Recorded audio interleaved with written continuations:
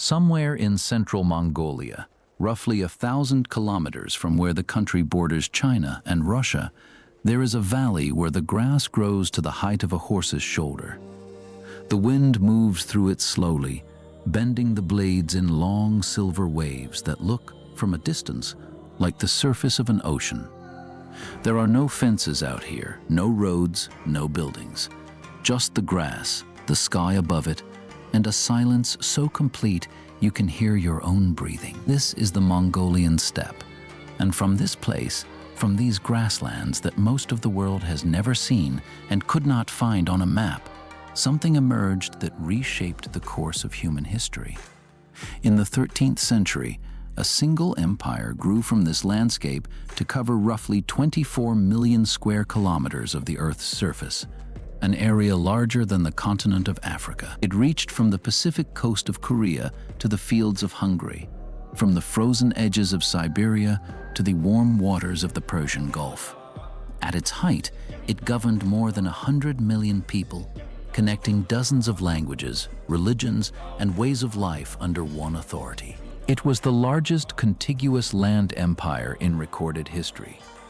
But it did not begin with armies or conquest or any grand proclamation. It began here, in the grass, with people who owned no cities, kept no written language, and never stayed in one place for long.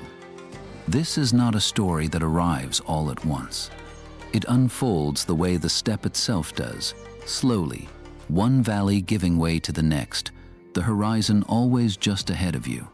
So tonight, we begin where they began, not with the conquests or the sieges or the thrones. We begin with the land, because before there was an empire, there was this sky and this grass, and the people who learned to live beneath both. The heart of Mongolia is a high plateau, ringed by mountains and open to the wind. To the northeast rise the Khwarezmian Mountains, old and rounded, their slopes covered in birch and larch forest that turns gold each autumn and white under winter snow. Two rivers are born in those mountains. The Onon flows northeast, winding through meadows and gravel flats before feeding the waters of the Amur and eventually reaching the Pacific. Kherlen runs east and south, pooling in shallow lakes at the grassland's edge before trailing off into drier country. Between these two rivers lies a band of wooded steppe, river valleys cut into soft green hills, and rolling highland where the grazing is good and the winters, though punishing, can be endured. It was from these particular valleys, unremarkable as they must have seemed to anyone passing through, that the largest land empire in history would eventually grow, but that lay far in the future.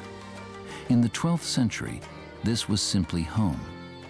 To the south and west, the landscape slowly changes. The grass thins, the soil dries and turns pale. Eventually, the green gives way entirely, and the land opens into the Gobi, one of the largest deserts on Earth. The Gobi is not a desert of sand dunes. It is a vast tableland of gravel, red rock, and dry scrub, where temperatures swing from 40 degrees below zero in winter to 40 above in summer. The wind out there can strip moisture from exposed skin in minutes. The light on the steppe is a thing of its own. In summer, the sun hangs in the sky for 16 hours, and the evenings stretch out in long blue twilights. In winter, the world shrinks to a few pale hours between darkness and darkness, and the cold is a physical presence, a thing you carry with you into the jur and never quite put down. The people who lived here did not romanticize the land. They read it the way a sailor reads water, and they survived because they learned its moods down to the smallest sign.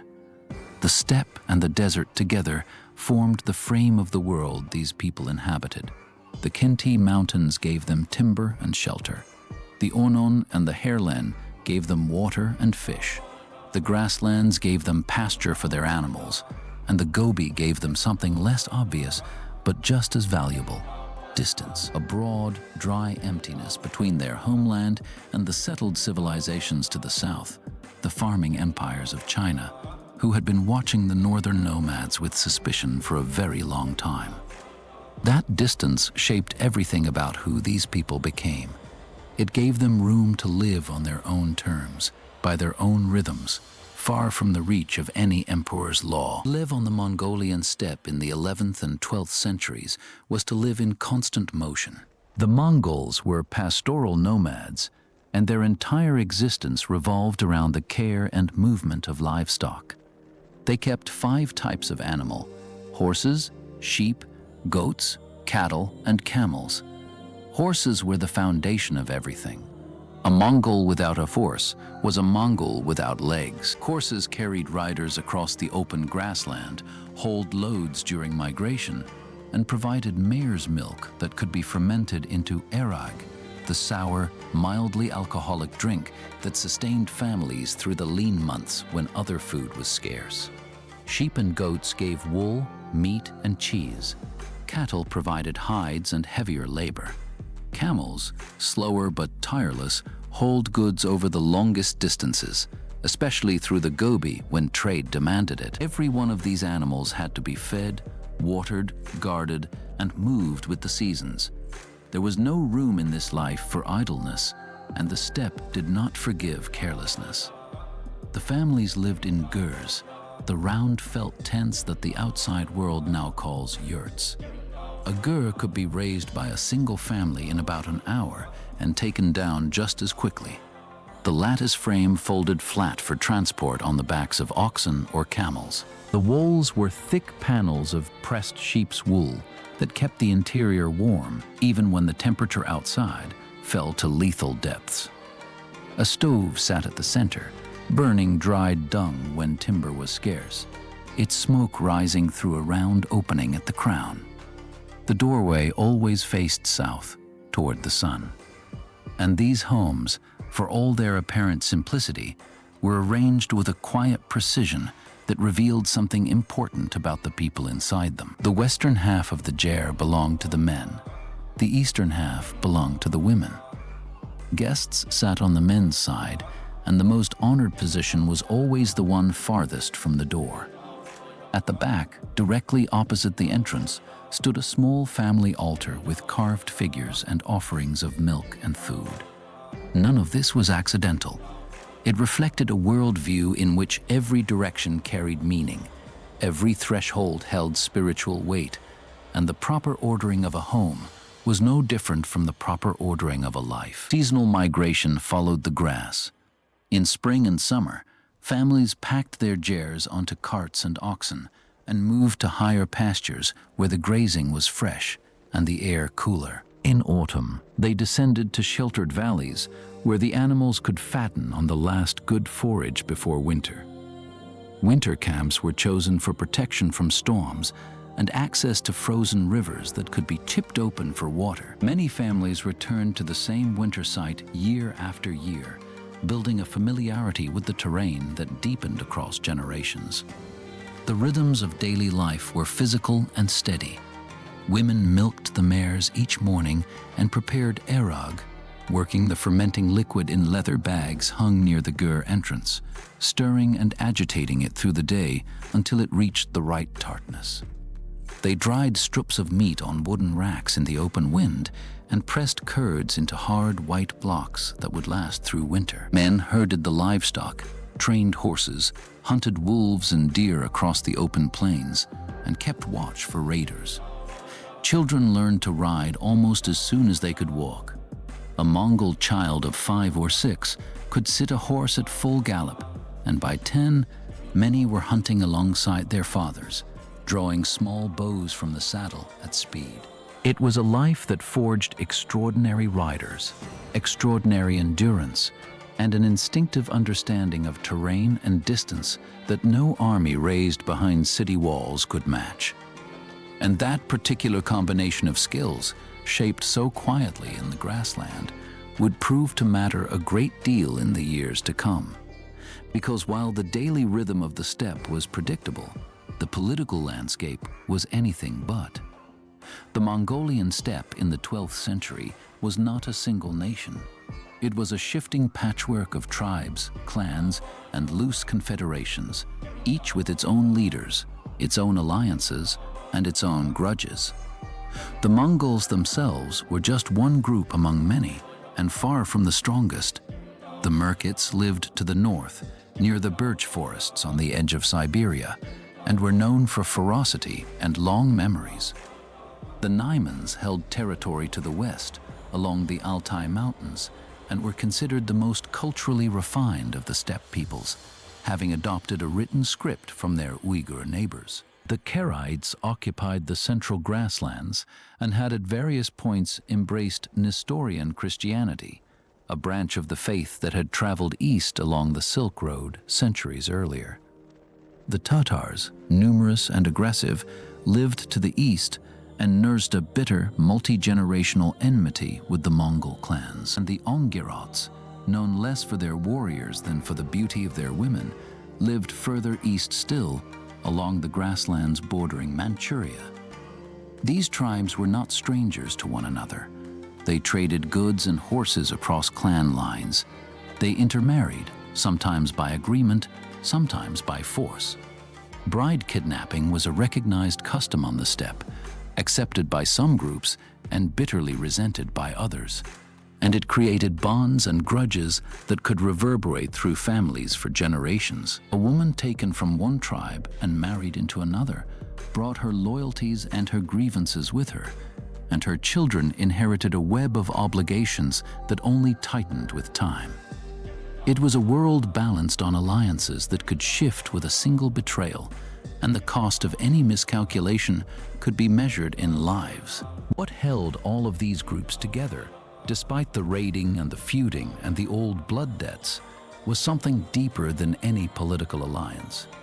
It was the way they understood the world itself and the sacred bonds they forged within it. The strongest of those bonds was the Anda, the blood brotherhood. Two men who declared themselves Anda became closer than biological brothers. The ritual involved exchanging gifts, cutting palms, mixing blood, and drinking from a shared cup. Once given, the oath was considered unbreakable. An Anda was expected to fight alongside his blood brother, to share fortune and hardship, to treat the other's enemies as his own.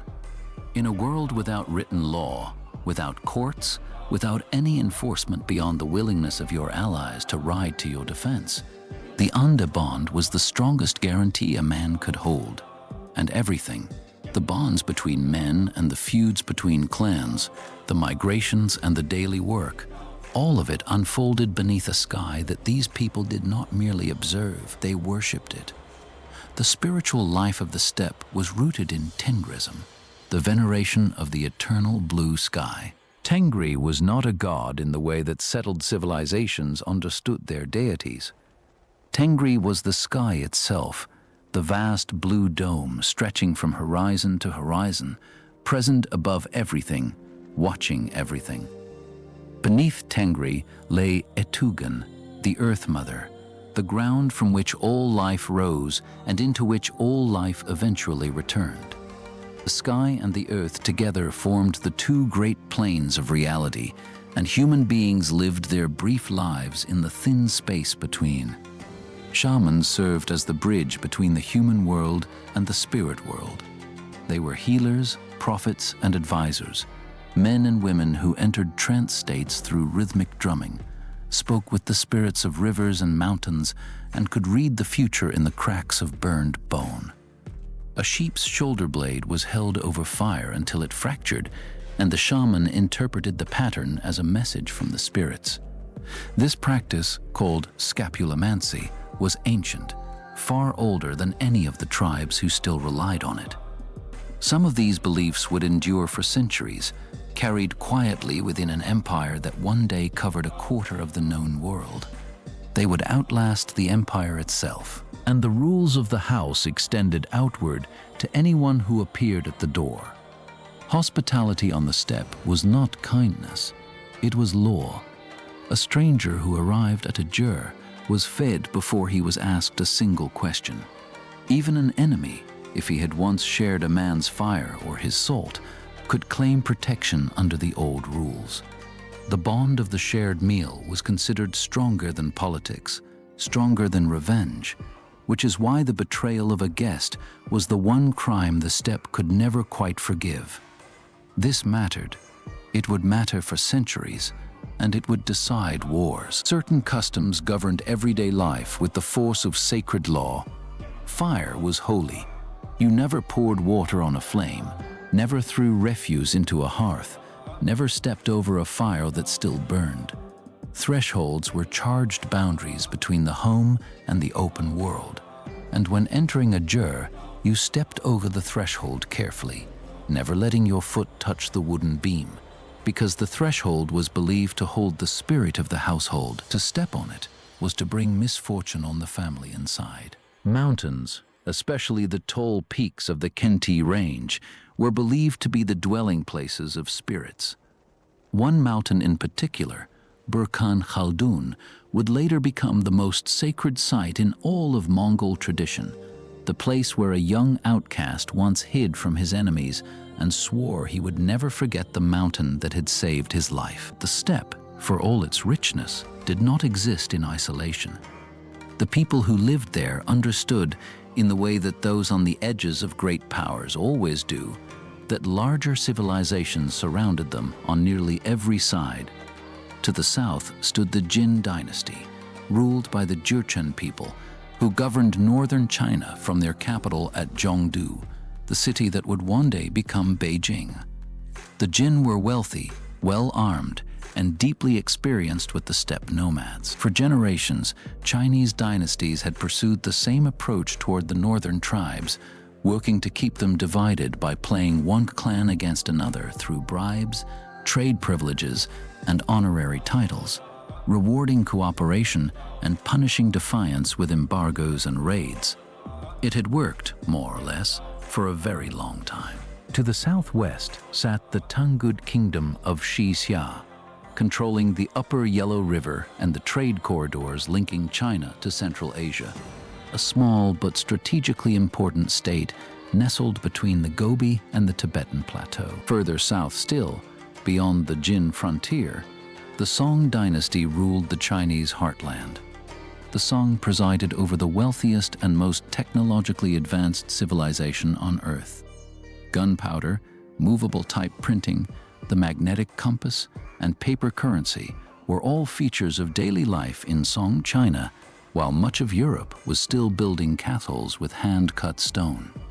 The Song were less preoccupied with the steppe than the Jin, insulated by 1,000 kilometers of Jurchen territory. But their wealth and their trade routes cast a long shadow northward. The silk and iron and painted ceramics that trickled north along the old traded routes told the steppe peoples that a very different kind of world lay just beyond the mountains. Wealthy, settled, seemingly permanent, but for now, distant and not their concern. To the west, far beyond the deserts and mountain passes of Central Asia, lay the Khwarezmian Empire, a vast Islamic state stretching across what is now Iran, Uzbekistan, Turkmenistan, and Afghanistan. Its crown was the city of Samarkand, one of the great crossroads of the medieval world, a center of learning and commerce that had flourished along the Silk Road for centuries. The Khwarezmian Shah commanded a large professional army and governed his empire with the confidence of a man who saw no threat on any horizon. And beyond Khwarezmia, further west still, the Abbasid Caliphate held court in Baghdad. By the 12th century, the Caliphate's military authority had diminished, distributed among regional sultans and governors. But Baghdad remained a city of libraries, mosques, and scholars, a place where Greek, Persian, and Arab intellectual traditions converged in one of the great concentrations of knowledge the world had ever produced. None of these empires paid much attention to the nomadic tribes of the Mongolian steppe. They were aware of them, certainly, but regarded them the way a great city regards the countryside beyond its walls. Occasionally useful, occasionally troublesome, but never worth serious attention. That indifference would prove to be one of the costliest miscalculations in human history. But the reckoning was still decades away, and no one on either side of the Gobi was counting. In the early 1160s, the steppe was still the steppe, and the tribes were quarreling among themselves in the old familiar patterns of raid and alliance and betrayal. Chieftains rose briefly to prominence and faded back into the grass. Alliances formed in summer and fell apart by winter. It was a world that seemed, from the outside, as if it might go on this way forever. And then, around the year 1162, on the banks of the Onon River, in a camp somewhere beneath the slopes of the Khenti Mountains, a woman named Hoelun gave birth to a son. The boy arrived, according to the old accounts, with a dark clot of blood clenched in his tiny right fist. To the people of the steppe, this was an omen, a sign from the eternal blue sky. Whether it foretold glory or violence, no one at the time could say. It was the kind of sign that a shaman would note and a family would remember. The sort of detail that only takes on its full weight once you know how the story ends. His father, a minor chieftain named Yesügei, named the boy Temujin, after a Tatar warrior he had recently defeated. The child was small, his clan was modest, and the world around them, the empires and the deserts and the great endless sky, was very, very large. But the boy who came into the world holding blood in his fist was not going to stay small for long. The boy's story did not stay small, but it also did not begin with triumph. It began with a name and a murder, in the way that so many stories on the steppe began. His father was Yesügei, a chieftain of the Sorghaghtani clan, a man of modest standing who had earned a reputation as a raider and a rider. The family camped along the Onon River, moving with their herds like everyone else, and for the first 9 years of Temujin's life, the world was small and warm and knowable. He had a mother, Hoelun, a father, brothers, a horse of his own. The steppe taught him to ride before he could walk steadily, and to read weather in the color of the sky. Then the Tatars changed everything, although they had already shaped the boy before he could speak. His own name came from one of them.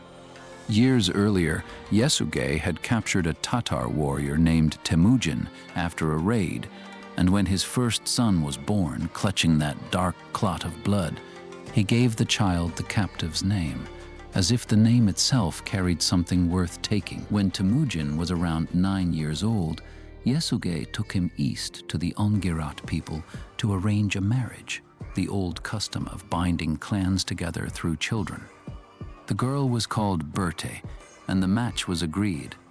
Temujin was left with her family for a time, as custom demanded, and his father rode home across the grassland. On the way, he stopped to share a meal with a group of Tatars. Hospitality on the steppe was sacred, but the Tatars had long memories, and they recognized the man who had raided them. They poisoned his food, and Yesügei died slowly on the road, long enough to send word back to his family, long enough to ask that his son be brought home. So the 9-year-old boy came back to the Onon to find his father dead and his world already unraveling. The Sorghaghtani clan gathered, and the elders made a calculation that was cold but entirely normal for the steppe. A widow and her young sons were a burden, not a resource.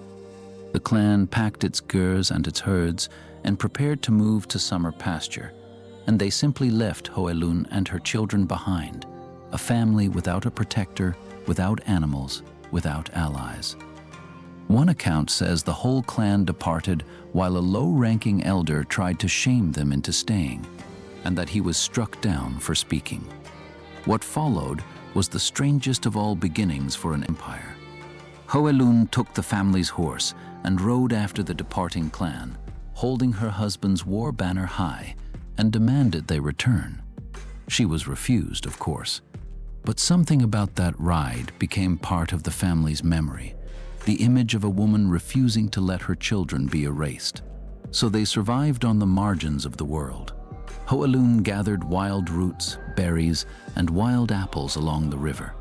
The boys fished in the Onon and hunted small game with improvised arrows. Temujin's younger brothers, Kasar and Hachiun, and the half-brothers Begter and Belgute learned early that there was never enough of anything.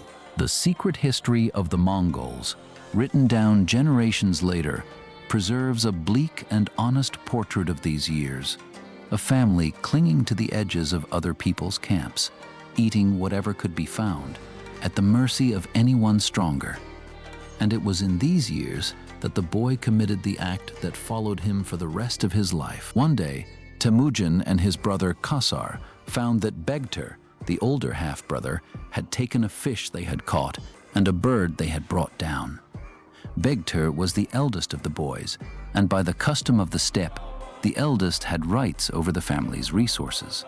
But to Temujin, this was theft, and hunger made every small possession enormous. He and Kasar found Begter sitting on a hill, watching the herds. They came at him from two sides with drawn arrows. Begter saw them coming and did not run. The secret history records his last words as a plea to spare their younger brother Belgutei, who had done nothing. Then the arrows flew, and the boys went home and told their mother what they had done. Hoelun's fury was terrible. The histories record her words to them, calling them wolves, comparing them to animals that turn on their own kind, telling them that without a father and without brothers, they would be swallowed by the world. She understood something the boys did not, that killing a kinsman was not strength. It was the act of a family already breaking apart. And yet the deed also showed something else, something colder. A 13-year-old boy had already learned that when the rules threatened his survival, he would not obey them. The years that followed taught him the cost of weakness. The Taichi Ud, a rival clan that had abandoned the family years earlier, decided that the boy with the blood-clot name was becoming a threat, and they rode on the family's camp. Temujin escaped into the forest of Burkan Khaldun, the sacred mountain, hiding there for days while his pursuers combed the trees. When hunger finally drove him out, they caught him, clamped a heavy wooden kangyu around his neck, and led him from camp to camp as a prisoner, an object lesson in what happened to fatherless boys who dreamed too loudly. He escaped through the kindness of strangers, the recurring grace of his early life. A family of the Soldas people, a father named Sorkan Shira and his sons, took pity on the prisoner and sheltered him at night, loosening the kangyu. When the Taichiud searched their ger, they hid him under a pile of wool, and when the search party moved on, Sorkan Shira gave him a horse, food, and directions home. Temujin never forgot that family. In the years of his power, the Soldas rose with him. He came home to find his family barely holding on. Even in those lean years, the world kept testing him, and each test seemed to bring him something he needed. When he was around 16, raiders stole the family's horses, 8 horses, nearly everything the household possessed.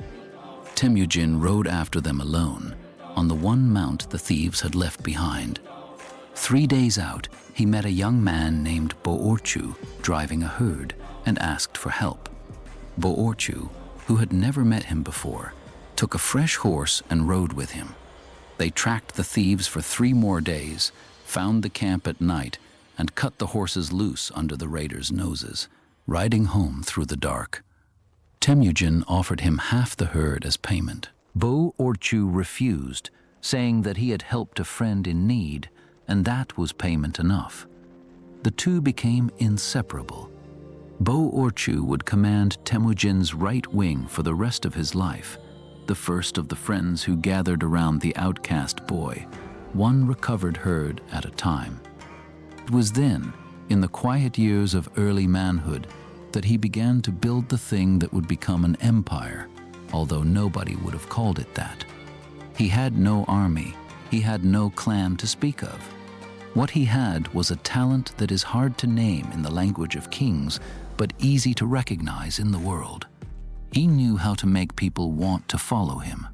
He gave his followers the things the old chiefs withheld. He shared captured herds. He rewarded skill and loyalty regardless of birth.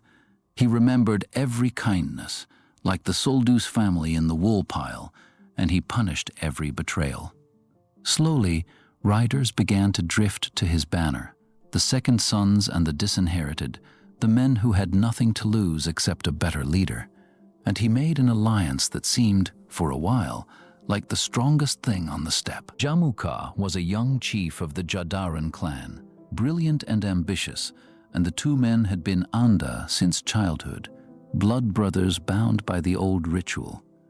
They had sworn it as boys, years before either of them led men.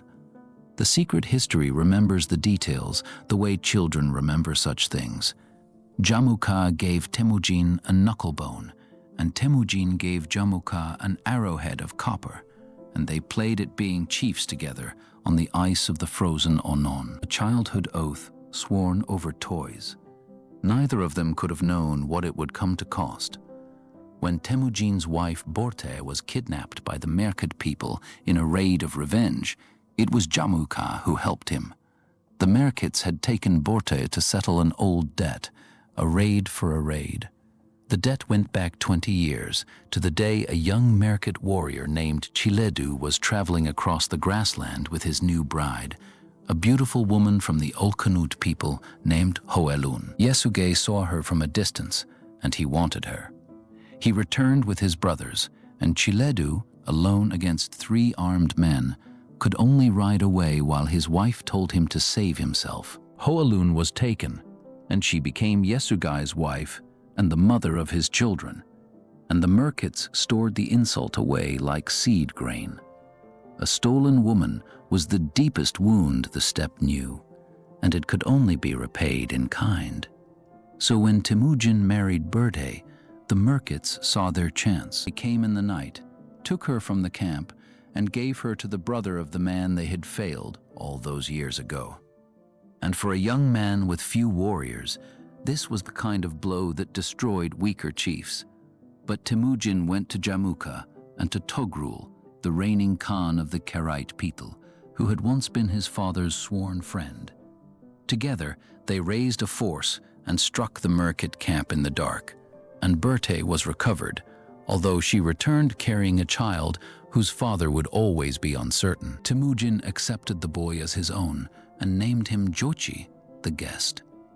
The alliance with Jamuka did not last, because the two men wanted different worlds. Jamuka stood for the old order, birth and aristocracy, the right of noble blood to rule. Temujin stood for something new, a world where a common shepherd could rise on merit.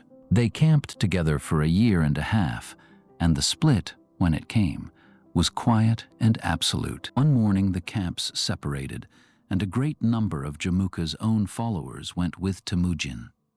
It was a turning point that nobody understood at the time, the first sign that the old steppe order was already failing. The war that followed lasted years and broke against Temujin more than once. At the Battle of Dalan Baljut, Jamuka defeated him badly, driving his scattered followers into the reeds and the forest. Temujin survived, as he always survived, and something strange happened in the aftermath. Jamuka, in victory, did the thing that would eventually cost him everything. According to the old accounts, he boiled 70 prisoners alive in cauldrons, a punishment so cruel that it turned the stomachs of his own followers. Men who had fought for Jamuka began to slip away to Temujin's camp instead. Cruelty, it turned out, was a currency that could be overpaid. In the years around 1200, Temujin began to move with the patience of a man who has learned to wait. He crushed the Tatars in 1202, the same Tatars who had poisoned his father, and the vengeance was thorough. Those too young to fight were taken into the tribes as servants and children, and the Tatar name was absorbed into the Mongol people, a pattern that would repeat itself across half the world. He broke the Karaite Confederation in 1203 after Togrul, his old protector, turned against him, and the betrayal stung him more than the battle did. It was after the Karaites that a small band of exhausted followers, men who had stayed with him through defeat and hunger, drank the muddy waters of the Baljuna River together and swore an oath that Mongol tradition remembered for centuries. The secret history lists some of the men who knelt at that river, and the names read like the founding roll of an empire. Gelmay, the blacksmith's son; Bo-Orchu, the friend of the stolen horses; Subutai, the young warrior who would one day command armies across half the world. They drank the water, and the oath they swore was simple, the old words of the steppe. If we are true to each other, let the sky witness it. If we are false, let the water and the grass bear witness against us. The Baljuna oath became the touchstone of the new order. The men of the river would be honored above all others for as long as the empire lasted, because they had believed when believing was hardest. These were the men who would one day command his armies, and he never let anyone forget who had been with him at the river. In 1204, he destroyed the Nomads in the west, the most cultured of the steppe peoples, and their defeat gave him something almost as valuable as the victory itself. The Nomads had adopted a written script from the Uyghur people, and with their capture, the Mongols took their first steps toward writing down their own language. A people who had kept their history in songs and memory was about to become a people with records, and Jamuka, the blood brother, the old rival, was delivered into his hands at last, betrayed by his own followers in 1205. Temujin offered him friendship again, but Jamuka refused, asking only for a death without bloodshed, as befitted a chief. His spine was broken in the old telling, and he died quickly. Even at the end, the two men spoke to each other in the language of their childhood oath. In the spring of 1206, on the banks of the Onon River, in the same landscape where he had once been a hungry boy hunting for roots, the Kurultai was called, the great assembly of all the surviving tribes. The shamans declared that Tengri, the eternal blue sky, had granted the world to this man and his sons. And there, in front of the gathered clans, Temujin received a new name, Genghis Khan, the universal ruler. It was done in the old way, because the old ways carry the deepest authority. The new Khan was lifted on a carpet of white felt and raised up before the assembled people, and the shamans declared that Tengri had granted him dominion over the earth, and the gathering shouted its assent 9 times, the sacred number of the steppe. A great white standard with 9 yak tails was raised over the camp, the Sulde, the banner that carried the fortune of the nation, and from that day it stood at the center of the Mongol camp wherever the army went. The name itself has been argued over for 8 centuries. The great ruler, the fierce ruler, the oceanic ruler, the one whose reach is as wide as the sea. Whatever its first meaning, the name was new, and the man who took it understood exactly what he was doing. He was not merely claiming the tribes, he was announcing a different kind of authority over a different kind of world. What he did next mattered more than the title. He reorganized the entire steppe, not by tribe, but by number. The fighting force was divided into units of 10, 100, 1,000, and 10,000, the Arban, the Zun, the Mingan, and the Tumen. A man served under commanders he had not chosen, beside riders from tribes his ancestors had fought for generations. Old loyalties were dissolved into the new order, and the commanders were chosen for merit, not birth, although the most trusted of them were the men of the Baljuna oath. He gave the people a law code, the Yasa, which set down rules for everything from theft to hospitality to the treatment of prisoners. Some of its provisions survive in the chronicles of the nations the Mongols conquered. Horse theft was punished with death because a horse was not property on the steppe, it was survival. Adultery was punished with death. Spying, false witness, and the betrayal of a sworn lord were punished with death. But the Yasa also decreed that no man should be punished before he confessed, and it forbade the persecution of priests of any faith, and it required every man to treat ambassadors as inviolable, and it commanded that a soldier who abandoned another soldier on the battlefield should die. It was law built by soldiers for a nation of riders, and its harshness and its fairness were the same quality, seen from different sides. And he declared that all laws and decisions of importance would now be recorded in writing. A nation that had existed only in motion now existed on paper as well. There was one more settling of accounts, and it showed more clearly than anything else where the new order drew its line. A shaman named Teb Tengri had helped to sanctify the Kurultai, and his family was influential, and he began to imagine that the spiritual power of the sky might translate into power over men. He insulted Genghis Khan's brothers, and he tried to drive wedges into the family, and for a time the Khan let it happen, watching to see how far the shaman's ambition would carry. Then the breaking came. According to the secret history, Teb Tengri was summoned to the Khan's ger, and in the course of a wrestling match that was not really a wrestling match, his back was broken. The family told no one. A yurt was placed over the body overnight, and in the morning, the story went out that the shaman had been taken up through the smoke hole to heaven for his sins. The message was understood by everyone who heard it. On the new steppe, there was one sky and one authority beneath it, and the line between the two was not negotiable. It was, by the standards of the steppe, a miracle of organization. In one generation, the tribes that had spent centuries raiding each other had become a single people with a single ruler, a unified command, and a shared sense that the sky itself had chosen them. But the steppe was only the beginning, and to the south, beyond the Gobi Desert, the great settled empires of China were about to learn that the old rules, the ones that had kept the nomads weak and divided for 1,000 years, no longer applied. The first target was not China.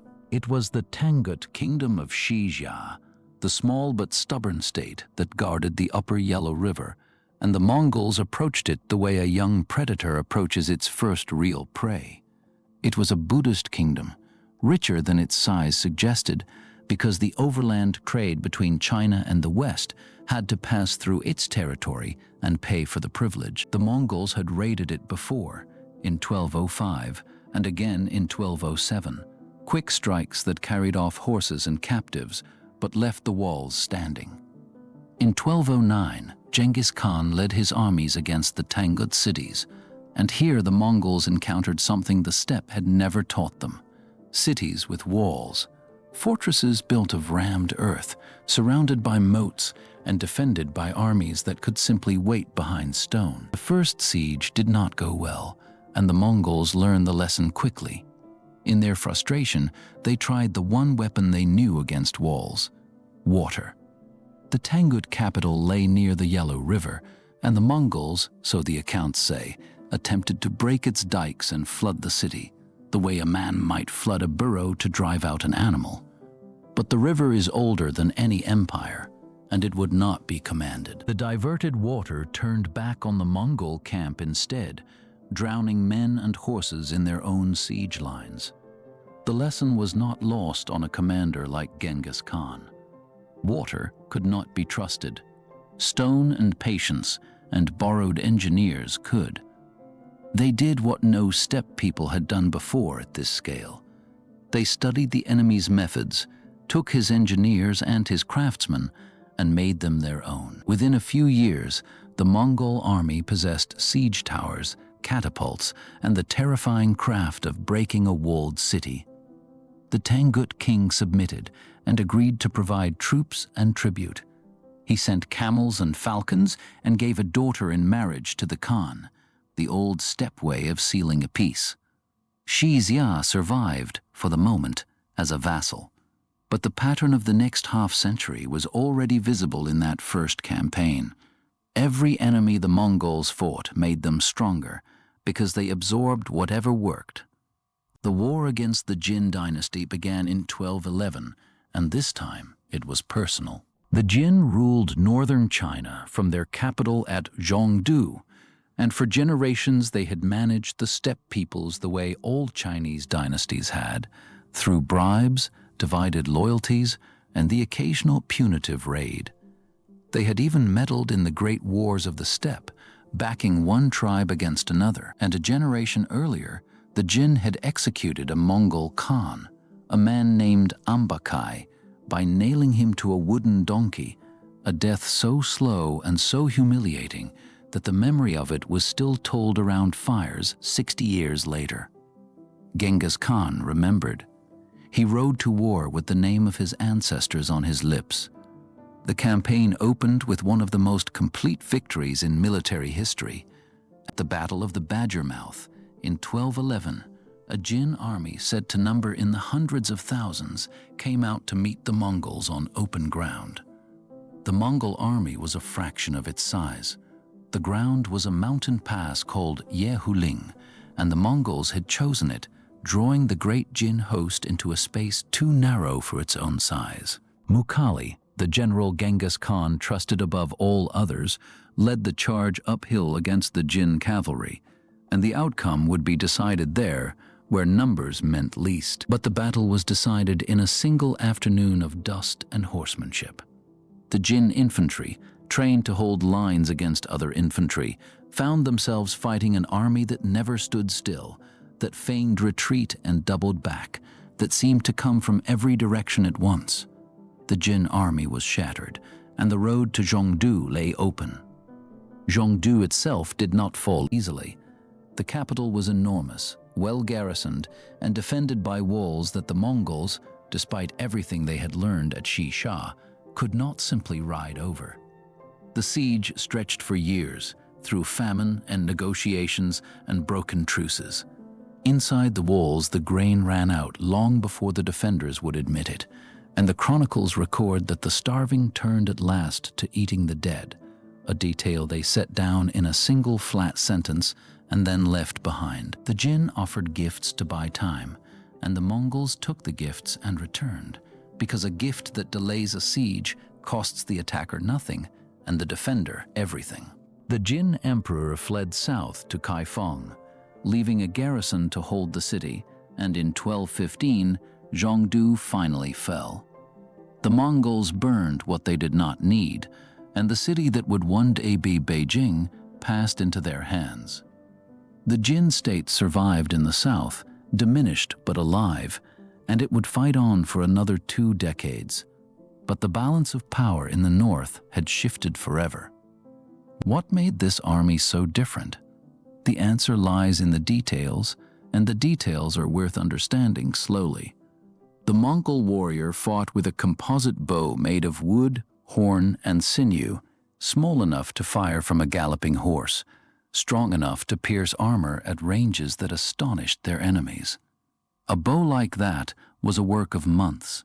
The maker glued strips of horn to a wooden core, backed it with sinew, and set the whole thing aside to cure, sometimes for a year or more, so that the layers could settle through every season before the weapon was ever strung. On the steppe, archery began almost as soon as a child could stand. Boys learned to shoot from a moving horse before they learned to read, if they learned to read at all, and a warrior's bow was drawn so heavy that the arm bones of a lifetime archer grew thick with the effort. Foreign observers noted it too, that a Mongol could loose an arrow backward over his horse's tail while riding away at full speed. Each warrior traveled with multiple horses, 3 or 4 or 5, so that the army could cover 60 or 70 miles in a day without exhausting a single animal. The remount system turned the entire force into cavalry that never ran out of speed, and it fed itself on the move. Each rider carried dried meat and pressed curd, food that kept for months without fire, and a leather bag for water. When forage failed, the horse itself became the pantry. A Mongol campaigner could open a small vein in his horse's neck, drink the blood mixed with mare's milk, and close the wound again, a ration that required no wagon, no cook fire, and no pause. An army that needs no supply line can go anywhere, and the Mongols understood this better than any army before or since. It was said that a Tumen could disappear into the wilderness for weeks and emerge 500 kilometers away, fed and armed, where no enemy expected it. The army was also arranged in a decimal ladder, and that mattered as much as any weapon. 10 men made an arban, 10 arbans a jagun, 10 jaguns a mingan, and 10 mingans a tumen of 10,000. Orders traveled up and down this ladder in an instant, and a general could turn 10,000 men the way a rider turns a single horse. Commands went out as signals rather than as long written orders, flags and torches and relay riders, and every man knew that the penalty for a broken order was the same whether he was a boy of 15 or a lord of 40. And the army thought. The Mongols practiced the Nurge, the great ring hunt, in which tens of thousands of riders formed a circle miles across and closed it slowly, driving every animal inside toward the center. It was hunting, but it was also a rehearsal for war, and the discipline it taught was absolute. A rider who broke the line in the Nurge was punished as severely as a soldier who broke formation in battle. The army that conquered half the world trained by hunting, and it showed. And every rider carried his own world on his saddle, because the army had no baggage train to speak of. The chronicles list the kit of a Mongol soldier with the care of a quartermaster: a file for sharpening arrowheads, a needle and thread, a cooking pot, 2 leather bags for water and milk, a change of clothing, and dried meat and curd enough for days. In cold weather, the rider wore sheepskin with the wool turned inward, and over it a coat of felt that shed the wind. Nothing on him was heavier than it needed to be, and nothing was wasted. It was the kit of men who had learned, over centuries of hunger and cold, exactly what a human being needs and exactly what he does not. There was also the darker instrument, the one that made cities surrender without a fight. The Mongols understood terror as a tool, and they used it deliberately. A city that resisted was annihilated so completely that the next city heard the story and opened its gates. A city that surrendered was spared, and its people often found Mongol rule lighter than they expected. The choice was offered openly, and the arithmetic was simple. This was not mindless violence. It was policy, refined into something that felt almost mechanical. Perhaps most importantly, the army absorbed everything it touched. Muslim siege engineers from Central Asia, Chinese artillerymen, Persian administrators, a Uyghur scribe to keep the records. The Mongol military machine was a machine that grew more capable with every conquest, and its commanders, men like Ögedei and Subutai, were among the most gifted generals the world has produced.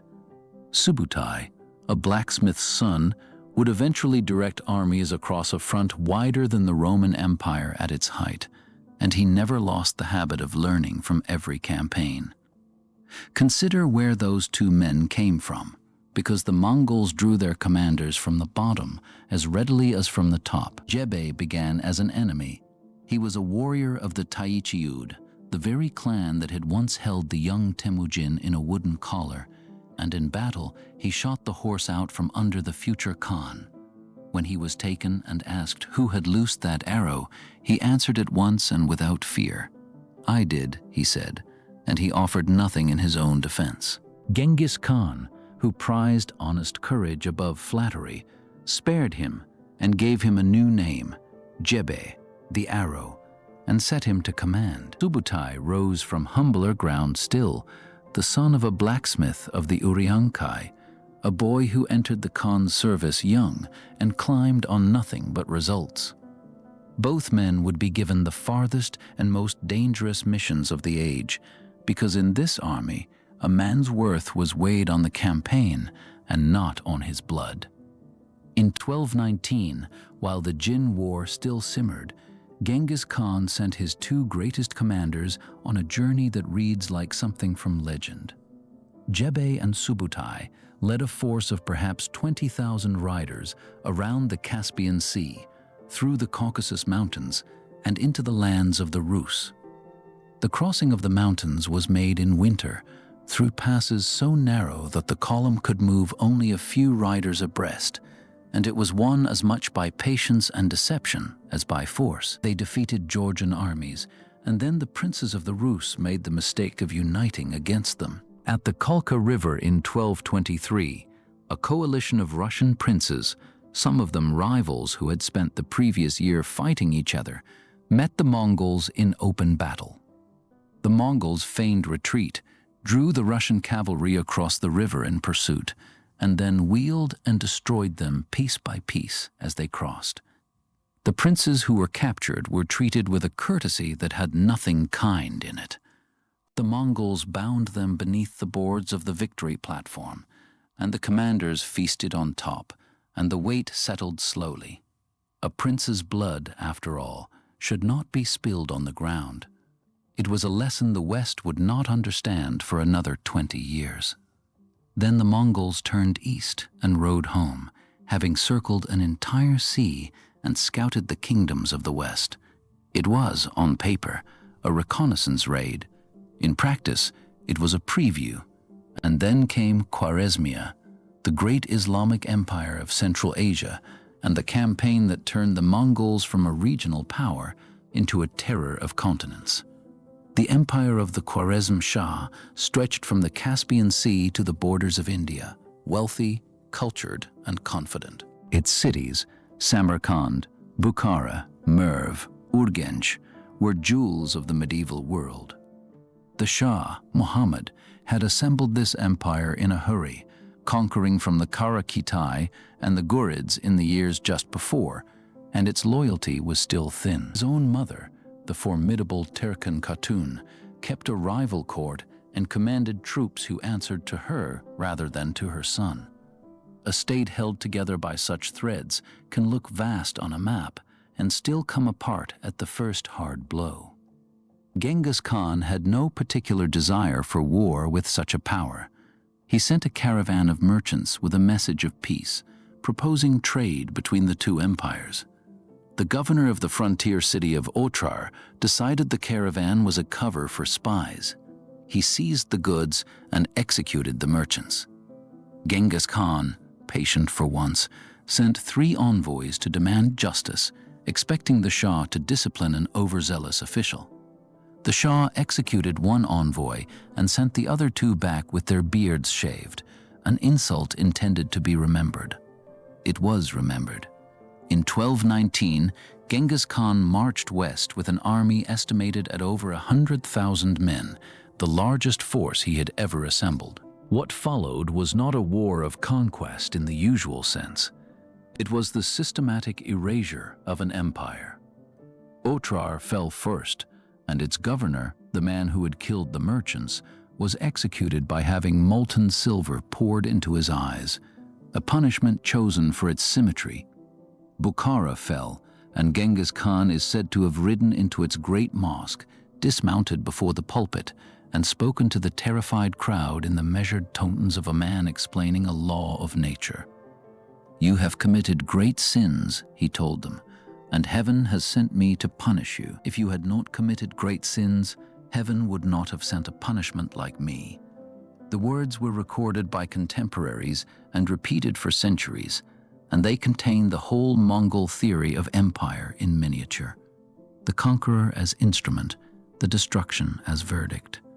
Then he ordered the city's granaries emptied to feed the horses, the scholars distributed among his camps as servants and advisors, and the wealth of the city loaded onto carts for the long road home. Samarkand fell. Merv, one of the largest cities on earth, was destroyed so thoroughly that its ruins remained empty for centuries. Urgench held out stubbornly and paid for it block by block. It was one of the hardest sieges the Mongols ever fought. The defenders contested every street and every house, and the attackers had to take the city quarter by quarter, pouring burning naphtha onto the roofs and digging beneath the walls. In the end, the Mongols broke the dikes of the Amu Darya and let the river in, and the water finished what the sword had begun. Sources say that no city resisted so long or so stubbornly, and that its ruins stood as a warning long after the fighting stopped.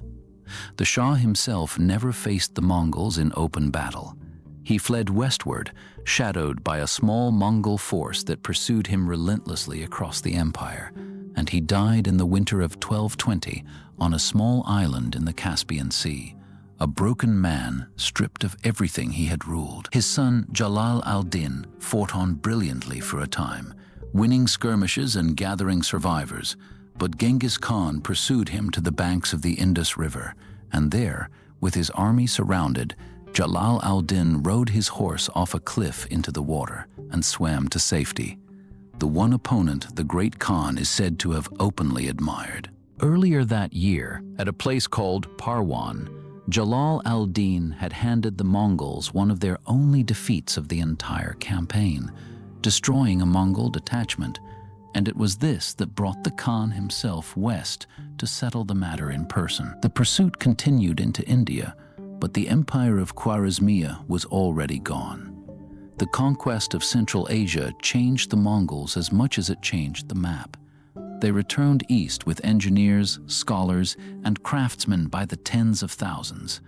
They had learned to govern cities, to manage sieges, to move armies across deserts.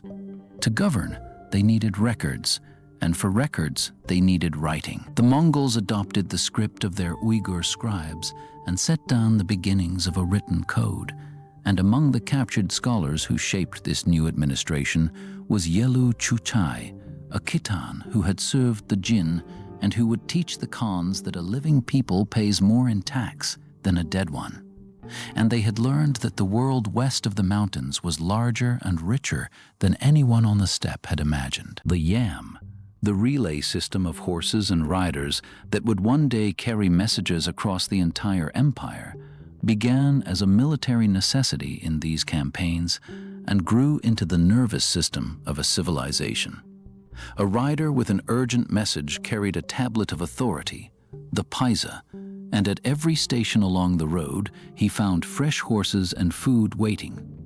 The stations stood a day's ride apart, and a message could cross the empire in a matter of weeks, a speed no other kingdom of the age could match.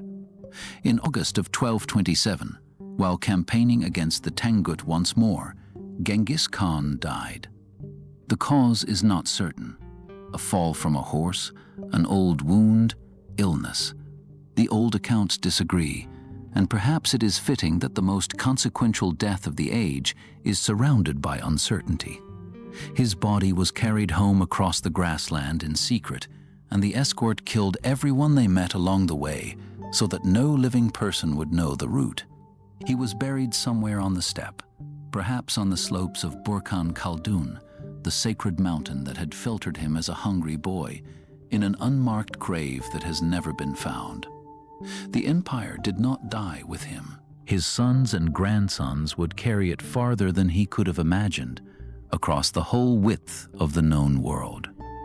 But before they could, they had to answer a question that every empire built by one man must eventually face. What happens when the one man is gone? Before his death, Genghis Khan had thought about this question more carefully than most founders of empires. He had divided his realm among his 4 sons by his first wife Borte, following the old steppe custom by which a father portions out his herds before he dies. To Jochi, the eldest, went the western lands, the steppe beyond the Volga that would become the Golden Horde. To Chagatai, the second son, went the heart of Central Asia. To Ögedei, the third, went the ancestral homeland and the title of Great Khan, the succession having been settled in family council years earlier. To Tolui, the youngest, went the core of the army and the old tribal lands of Mongolia itself, the place where all power on the steppe ultimately rested. It was a division designed to prevent exactly what usually happened when a great ruler died, a war of brothers. And for one generation, it worked. The Kurultai of 1229 confirmed Ögedei as Great Khan, and the empire moved forward under a man who could not have been more different from his father. Where Genghis Khan had been austere, severe, and endlessly disciplined, Ögedei was warm, generous, and fond of pleasure. He loved feasts, horses, and wine, and his generosity became legendary, sometimes to the point of carelessness. Merchants and petitioners learned that the great Khan's gate was easier to open than his father's had been. And yet underneath the easy manner, the machinery his father had built kept turning, because the men who ran it, the old commanders of the Baljuna Oath, were still alive, and they served the empire rather than any single man. It was Ögedei who turned the empire from a war camp into something resembling a state. He ordered the construction of Karakorum, the new capital on the Orkhon River, in the same valley where the old Turkic empires had built their own centers of power. Karakorum was not a city like Baghdad or Zhengdu. It was smaller, rougher, a working capital of felt and timber that slowly acquired walls, granaries, and palaces. But it was cosmopolitan in a way that astonished visitors. Buddhist temples stood near mosques and Christian churches because the Mongols considered every faith worth hearing. And at the center of it all stood a wonder that European visitors described for the rest of their lives: a great silver fountain in the shape of a tree, designed by a Parisian silversmith named Guillaume Boucher, who had been captured in Hungary and carried east. From the fountain flowed wine, mare's milk, mead, and rice wine in 4 streams for the pleasure of the Khan's court. Around the palace rose a working city of workshops, granaries, and quarters for the craftsmen of a dozen nations. Karakorum was the first place on the steppe that existed to serve the state rather than the herds, and it ran on the contradictions that would define the empire: nomad Khans ruling from fixed walls, horsemen issuing decrees in 4 scripts, and a court where a Chinese minister, a Muslim merchant, and a Christian priest might all find themselves seated at the same table. Ögedei himself was the soul of the place. He ordered wells dug in the desert and granaries stocked along the caravan roads, and his generosity became a byword across Asia. Merchants who lost goods on the Khan's roads were reimbursed from the treasury, sometimes at rates the merchants themselves found embarrassing. It was said that a rider could cross the empire with a golden platter on his head and never be robbed, and under Ögedei, the saying was nearly true. A visitor walking through the city in those years would have found nothing else like it on earth.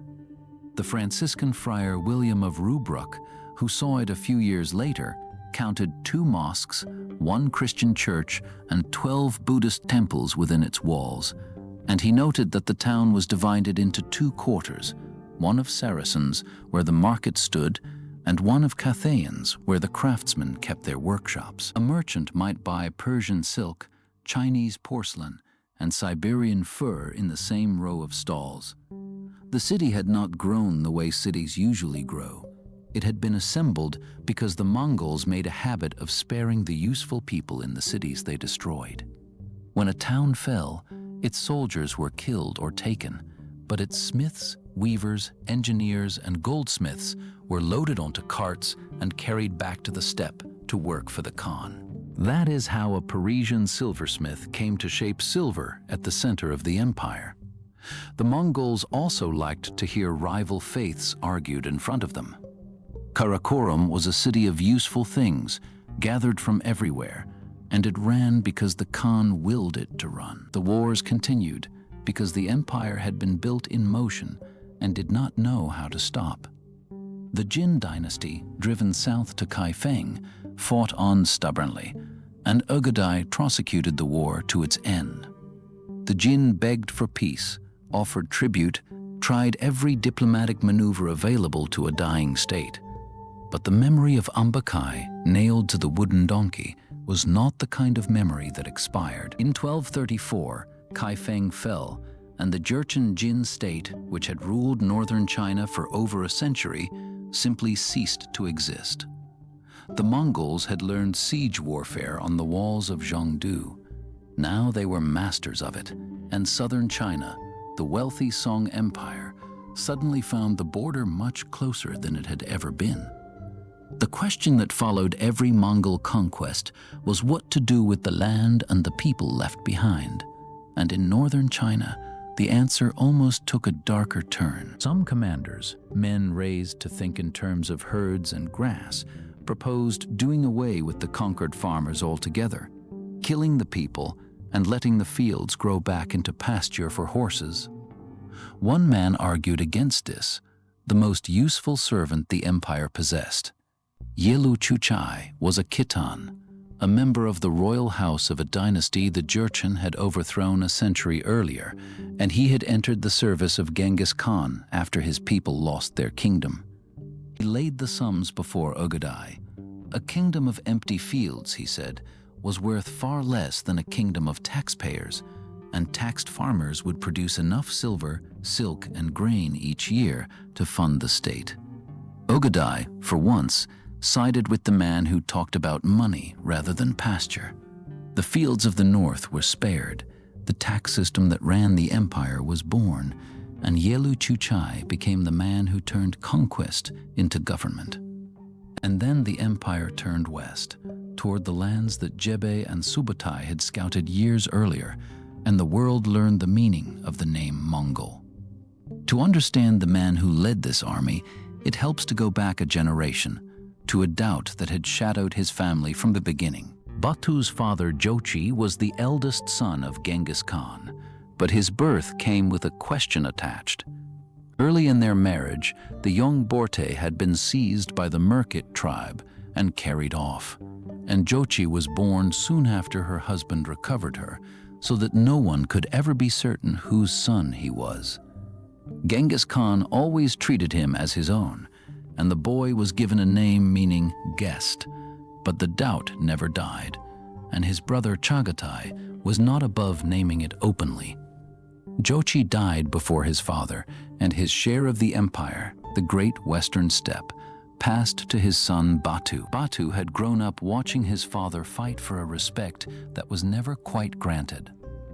The army that rode west was his inheritance and his answer. The Western campaign was commanded by Batu, the son of Jochi, a young man who carried the resentment of his complicated birth into war, and by Subjugation, now in his 60s, the greatest general the Mongols ever produced. In the winter of 1237, they crossed the frozen Volga and fell upon the Russian principalities. Winter was when the Mongols preferred to fight in the north, and it terrified the Russians most. Rivers that had been barriers froze into roads. The marshes that had protected Russian towns for centuries hardened into firm ground, and the great forests offered the attackers fuel instead of cover. The cold that killed was home weather to men raised on the Mongolian plateau. The campaign had a terrifying rhythm to it. Khwarezmian fell in December, and its prince and his people were slaughtered so completely that the city was never rebuilt on its old site. The Mongols advanced across the frozen rivers and snow-covered plains, moving armies in winter because the cold turned the rivers into roads. Vladimir fell. It was the particular horror of Vladimir that its prince was not there when the end came. Grand Prince Yuri II had ridden away to gather a new army on the upper Volga, leaving his wife and children behind the city's walls, along with the bishop and a crowd of refugees. When the Mongols broke through, the Grand Princess and her children climbed into the upper gallery of the Cathedral of the Dormition, and the townspeople pressed in around them. They heaped timber against the stone and set it alight, and every soul inside died in the smoke and the flames. A few days later, Yuri himself was found and killed on the banks of the Sid River, where the last army of the north was cut to pieces. The loss of Vladimir changed little in the arithmetic of the campaign, but the image of a prince's family burning inside their own church passed into the Russian chronicles and never left them. Suzdal fell. Moscow, then a minor town of wooden walls, was burned. One after another, the cities of the Rus fell, and in December of 1240, the Mongols reached Kiev, the mother of Russian cities, the great Orthodox capital with its golden domes and its centuries of history. Kiev resisted for 10 days, and then it fell, and the chronicles record that only 200 houses still stood in a city that had been the wonder of the East. The last defenders barricaded themselves inside the Church of the Tithes, the oldest stone church in the city, and climbed into the upper gallery, so many of them that the floor, so the chronicle says, collapsed under their weight. The city burned around them, and when it was over, the Mongol commander rode through the ruins and, by some accounts, spared the governor they had captured out of respect for a man who had fought to the end. Small mercies in a campaign that offered few. Europe, watching from the west, was slow to understand what was coming. The reports sounded impossible. An army of nomads, moving faster than any army had a right to move, destroying everything in its path. In 1241, the storm broke on Central Europe. One Mongol army swept through Poland, and at the Battle of Legnica in April, it destroyed a combined force of Polish knights, German Teutonic knights, and Templars. Commander of the Christian army, Duke Henry the Pious of Silesia, died in the field, and the Mongols, so the story goes, filled 9 sacks with the ears of the fallen, to be counted as a tally of the dead. Another army, larger still, moved into Hungary. King Bela IV gathered his knights and met the Mongols at the river Sajo, at a bridge called Mohi. The Hungarian army outnumbered the invaders and held the only crossing, and its commanders were confident that no enemy could force the bridge. They spent the night inside a fortified wagon camp, with the river between them and the Mongols. But the river had 2 crossings, and Subutai knew both. At dawn, while the Hungarian attention was fixed on the bridge, his main force crossed far downstream and fell on the camp from the side. The bridge the Hungarians had guarded became their trap, because the only road out led straight into the Mongol advance. The Hungarian army was annihilated. Bela himself escaped westward, pursued past Pest and into the mountains, and the Mongols scoured the kingdom behind him. By the spring of 1242, Mongol scouts had crossed the frozen Danube and were burning villages in Austria, and panic rolled across Europe like weather. The German chroniclers searched their Bibles and found a name for the invaders. They called them Tartars, after Tartarus, the pit of hell, as if the Mongols had not ridden out of the east, but risen out of the ground. Europe lay open as far as the eye could see. The Mongols had reached the suburbs of Vienna, and there was no army left between them and the Atlantic. The man behind the campaign was already old, and he had been waiting for it for years. Subutai had spent his career learning to move armies where no one expected them, first against the Jin, and then in the great raid through Persia and the Caucasus that he and Jebe had carried out in the early 1220s, reaching as far as the Battle of the Kalka River. He came to Hungary with the ground already mapped in his mind. His method was patience disguised as chaos, feigned retreats that drew an enemy out of a strong position, and detachments that looked like raiders but were following a plan drawn up weeks earlier. The victory at the Sajo was the work of a commander who understood rivers in winter. To the west, none of this was visible.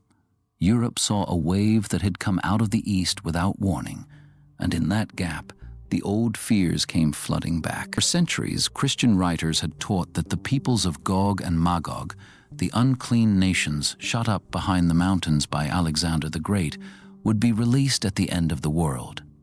The English chronicler Matthew Paris recorded the rumors that reached him of a people who ate the dead and drank blood, and other scholars searched their maps for the lost tribes of Israel. Fear did the invaders' work for them, because a Europe already defeated in its imagination could not organize a defense. And then, in December of 1241, Ögedei Khan died, thousands of kilometers away in Karakorum, after a night of heavy drinking in the midst of his own favorite pleasures.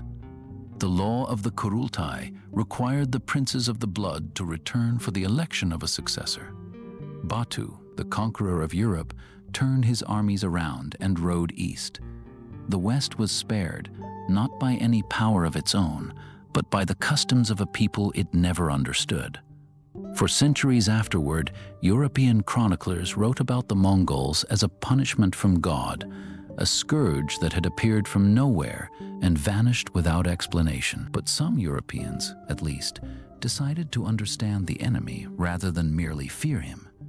In 1245, Pope Innocent IV sent a Franciscan friar named Giovanni da Pian del Carpine across the steppe to the Mongol court, with letters demanding, among other things, that the Khans accept Christianity and stop attacking Europe. The journey took him 15 months, through the ruins of Kiev and across the endless grassland, and he returned with something more valuable than any reply from the Khan: the first eyewitness description of the Mongol Empire ever written by a European.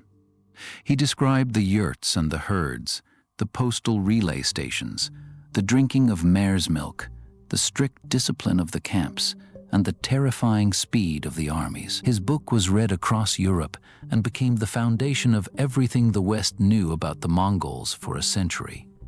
The letter from the Khan he carried home, demanding that the Pope come in person to swear submission, was politely ignored.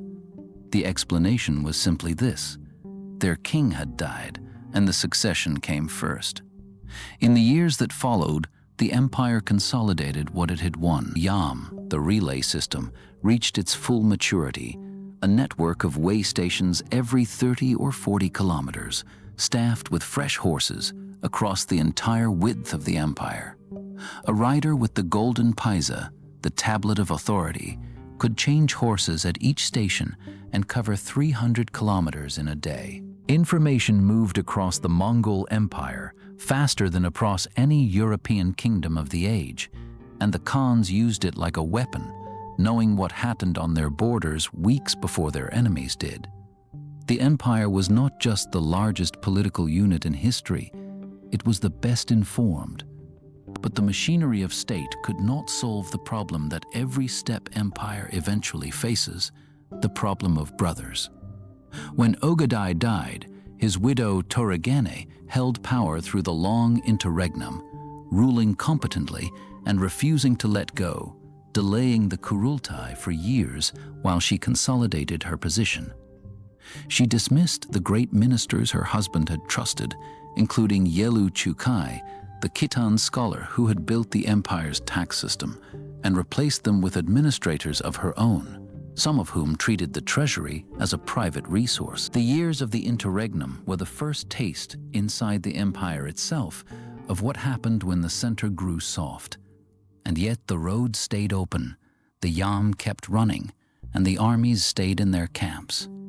The machine Genghis Khan had built was strong enough, it turned out, to survive even its own caretakers. When the election finally came in 1246, her son Guyuk took the throne, a sickly, suspicious man who had quarreled with Batu years earlier. He reigned for barely 2 years, and when he died, it was said, he was on his way west with an army, possibly to confront his cousin. The succession question that Genghis Khan had tried to settle with such care was turning into a wound. The empire was vast, and vast things are hard to hold together when the men at the top stop trusting each other. Sorghaghtani was as remarkable as any of the men she served.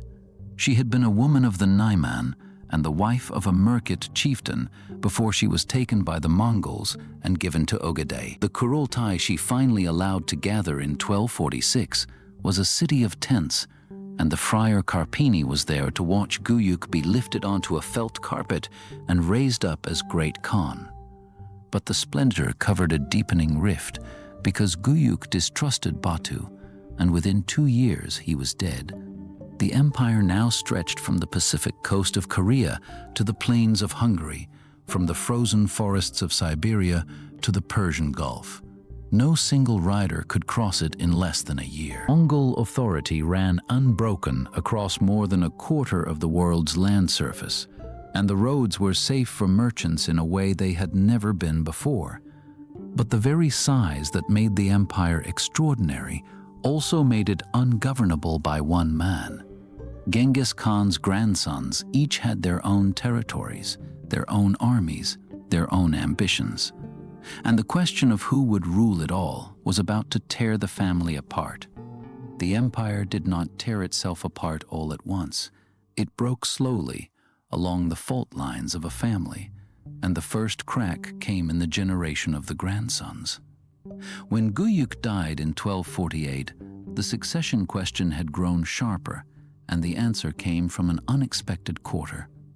Tolui, the youngest of Genghis Khan's sons, had died early, but his widow, Sorghaghtani, had raised her 4 sons with a patience and political skill that became legendary among the Mongols. She was a Nestorian Christian from the Karaite people, and she played the long game across decades, keeping her sons loyal to whoever sat on the throne, while quietly building their power. When Ögedei proposed that she marry his son Guyuk, the expected move that would have absorbed her family into the ruling line, she refused, politely and completely, explaining that her first duty was to raise her sons. It was a refusal that preserved her independence and, in the end, the succession itself. She kept her household frugal and her sons educated, hired Chinese and Persian tutors, and moved her 4 boys through the politics of the court like pieces on a board she had drawn herself. When the Kurultai finally met in 1251, it was her eldest son who emerged with the title. His name was Möngke, and the great Khanate passed from the line of Ögedei to the line of Tolui. Historians of the age would call Sorghaghtani Beki one of the most remarkable women of her time. She never ruled in her own name, yet for 2 decades she may have been the most important political figure in the empire. After Tolui's early death, she chose not to remarry, but to govern her husband's vast appanage in northern China, and she governed it so well that her lands became the best-run corner of the Mongol world. Her collectors were honest, her herds were counted, and her peasants were left in peace, while other Mongol lords bled their lands dry. The surplus she gathered, she gave away quietly, in gifts to soldiers and to the great men whose goodwill would one day matter, so that when the moment of decision arrived, the name of Tolui's house was spoken with respect in camps from the Volga to the Yellow River. All her life she remained a devout Nestorian Christian, and she taught her sons to respect the faiths of the peoples they would one day command.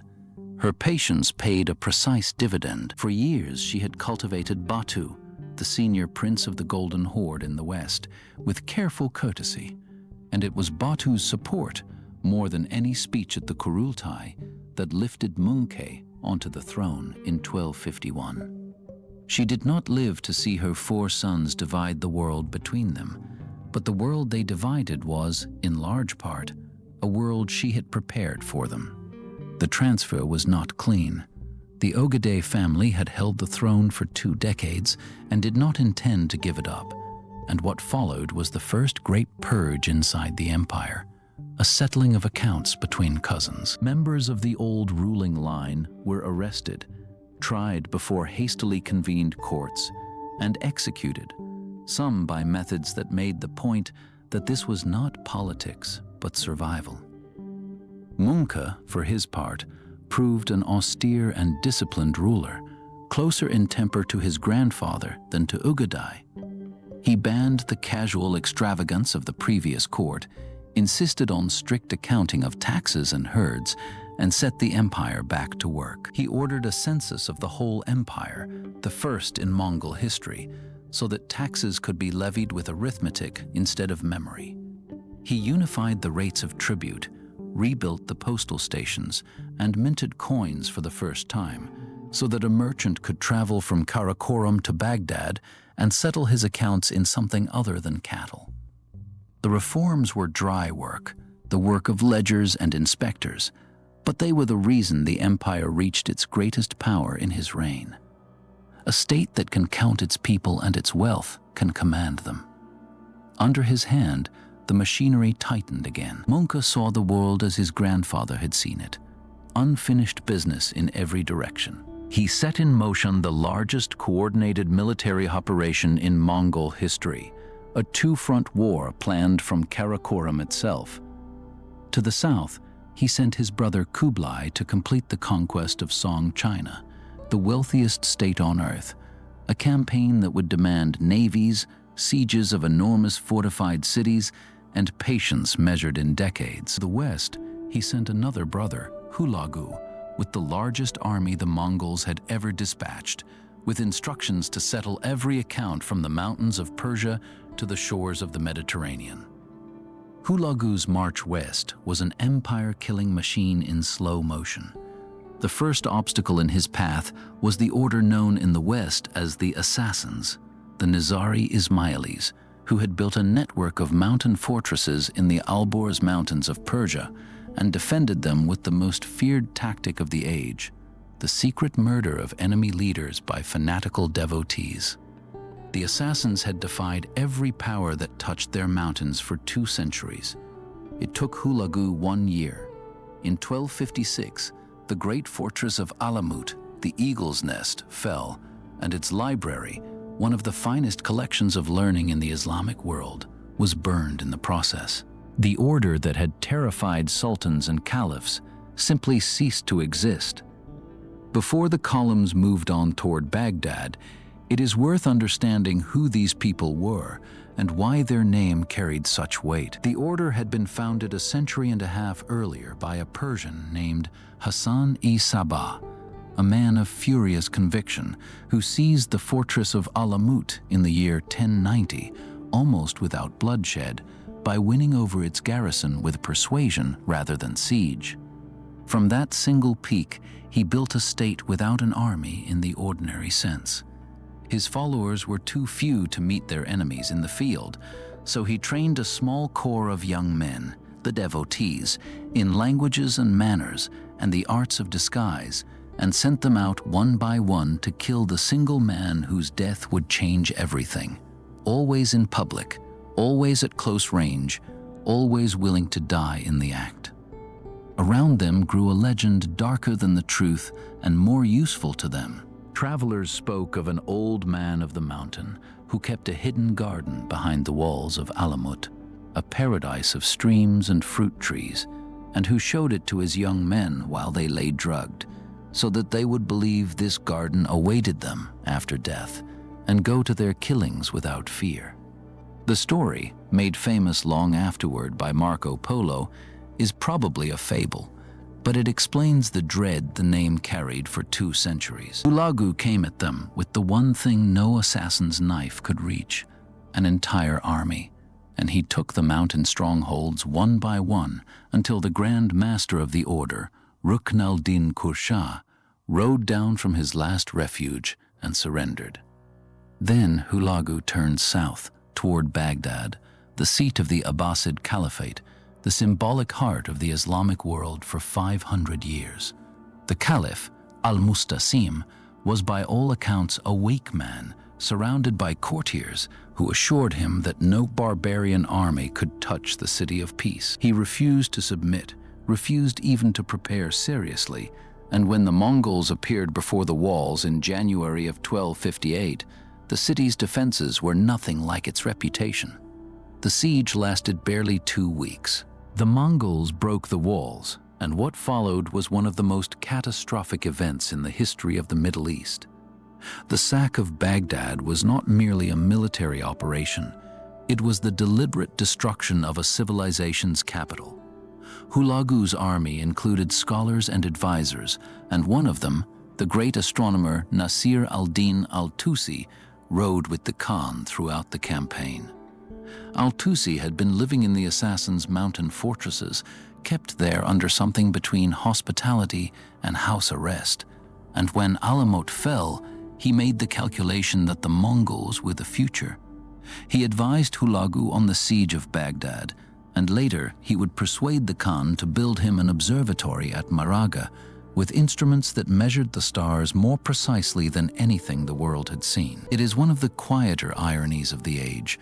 The same campaign that destroyed the libraries of Baghdad also founded one of the great observatories of history, and the man who made both possible walked away from both. The caliph was captured, and the accounts say he was wrapped in a carpet and trampled by horses, because the Mongols believed it was ill fortune to shed the blood of a sovereign upon the ground. The city burned. Its libraries, the great houses of learning that had preserved Greek philosophy and Persian poetry and Arab science for centuries, were emptied into the Tigris, and the river, so the chroniclers mote, ran black with ink before it ran red with blood. The irrigation systems that had made Mesopotamia the most fertile land between the rivers, maintained for millennia, were destroyed and never fully restored. The population of Baghdad, one of the largest cities on earth, was reduced to a fraction of what it had been. When the Mongols left, the Abbasid Caliphate, the institution that had given the Islamic world its center for half a millennium, was gone, and the Islamic world would never organize itself around a single center in the same way again. The greatest of these libraries was the one the Arabs called the House of Wisdom, founded in Baghdad centuries earlier by the early Abbasid caliphs, when the city was the wealthiest and most learned place on earth. In its reading rooms, generations of scholars had translated the works of Aristotle and Galen and Euclid out of Greek and into Arabic, preserving them through the centuries when much of the Latin West had forgotten they existed. Astronomers measured the sky from its observatories. Mathematicians refined the numerals we still call Arabic numerals, and physicians compiled the great texts that would teach medicine in Europe for 500 years. Much of what those men knew survived only in the books now carried out of the libraries and thrown into the river. No one could count the losses, because no one could know what had existed only in a single manuscript, read by a single scholar, and never copied.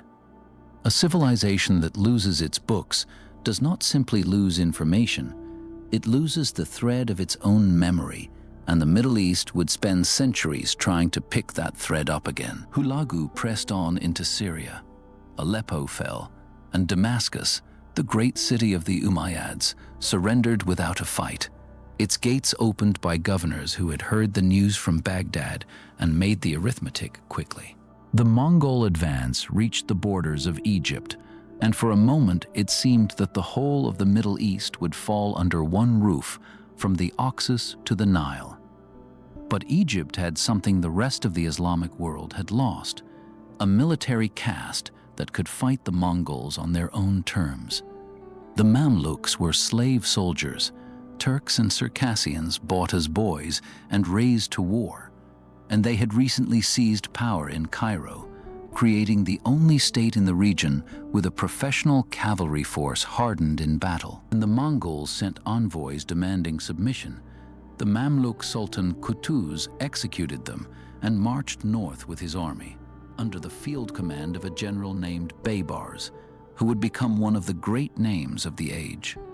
At Ain Jalut, the spring of Goliath, in September of 1260, the two armies met in the Jezreel Valley, in the hills north of Jerusalem.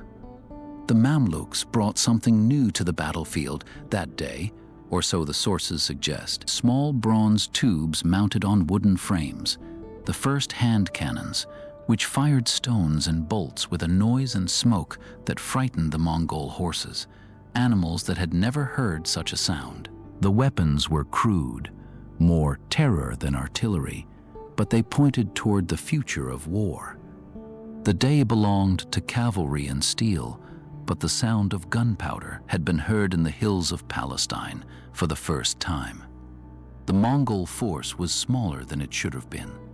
Hulagu had withdrawn the bulk of his army east after Möngke's death, leaving his general Kitbuka with a holding force, and the Mamluks, for once, met a Mongol army at near parity.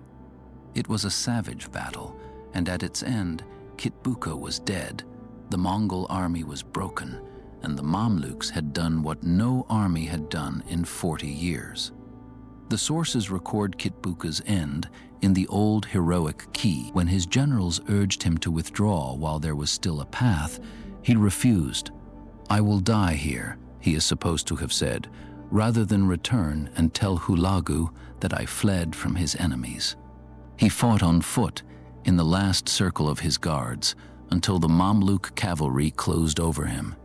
He was a Nestorian Christian commanding a mostly Muslim army, which says something about the empire he served. Even his enemies, in the telling, remembered him as a man who kept his oath. They had stopped the Mongols in open field. To understand how a slave army broke the heirs of Genghis Khan, it is worth stepping back a few years. The Mamluks had begun as the household guard of the Ayyubid sultans, the dynasty founded by Saladin, and the strongest of their regiments were the Bahri Mamluks, so called because their barracks stood on an island in the Nile. Bought as boys in the slave markets of the Steppe and the Caucasus, they were raised together as brothers in arms, taught horsemanship and archery, and their rank came from merit rather than birth, so their loyalty to their own corps outweighed any loyalty to a king. In 1250, when the last Ayyubid sultan died, they simply took the state. They struck down his heir, raised their own leaders to the throne, and within a decade, the crown had passed to the Sultan Aybak and then to his general Kutuz, the man who now rode north to meet the Mongols. Beside Kutuz stood Baybars, a Kipchak Turk sold into slavery as a boy in the markets of the Levant, who had climbed to command through ability and a famous ferocity. At Ain Jalut, Baybars turned the Mongols' own favorite trick against them. He sent his vanguard forward to skirmish and then to fall back, drawing the Mongol advance deeper into the valley, where the main Mamluk army waited on the slopes. The feigned retreat, the oldest and deadliest trick in the Mongol book, was used against its inventors, and it worked. By the end of the day, the Mongol holding force had been surrounded and destroyed, and Baybars had made his name for the second half of the century. The Battle of Ain Jalut became famous for the wrong reason, the tale that it broke the Mongol myth of invincibility. The truth is quieter. The Western army had simply been too small for the job, and the empire behind it had other business. Möngke had died in August of 1259, far away in China, while besieging the mountain fortress of Diaoyu in Sichuan, and his death, like Ögedei's, had pulled the empire's center of gravity back east. The real consequence of Ain Jalut was that Egypt survived, the only major Islamic power to hold its ground against the Mongols, and the boundary it set held for centuries. The greater consequence of Möngke's death unfolded inside the family. Two brothers claimed the title of Great Khan. Kublai, the older, in command of the armies in China, and Arik Bokeh, the younger, who held the ancestral homeland in Mongolia and the loyalty of the old capital. Both called Kurultais, both were elected by their own supporters in the summer of 1260. The empire went to war with itself. Tuluid civil war lasted 4 years and was fought across the length of the empire, but it was decided less by battles than by economics. Kublai controlled the wealth of China, the grain and the taxes and the trade.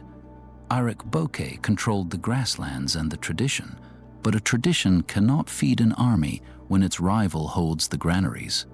The mechanics of Kublai's victory explain how an empire is actually lost. Arik Bokeh held the old heartland, but the heartland could not feed a capital.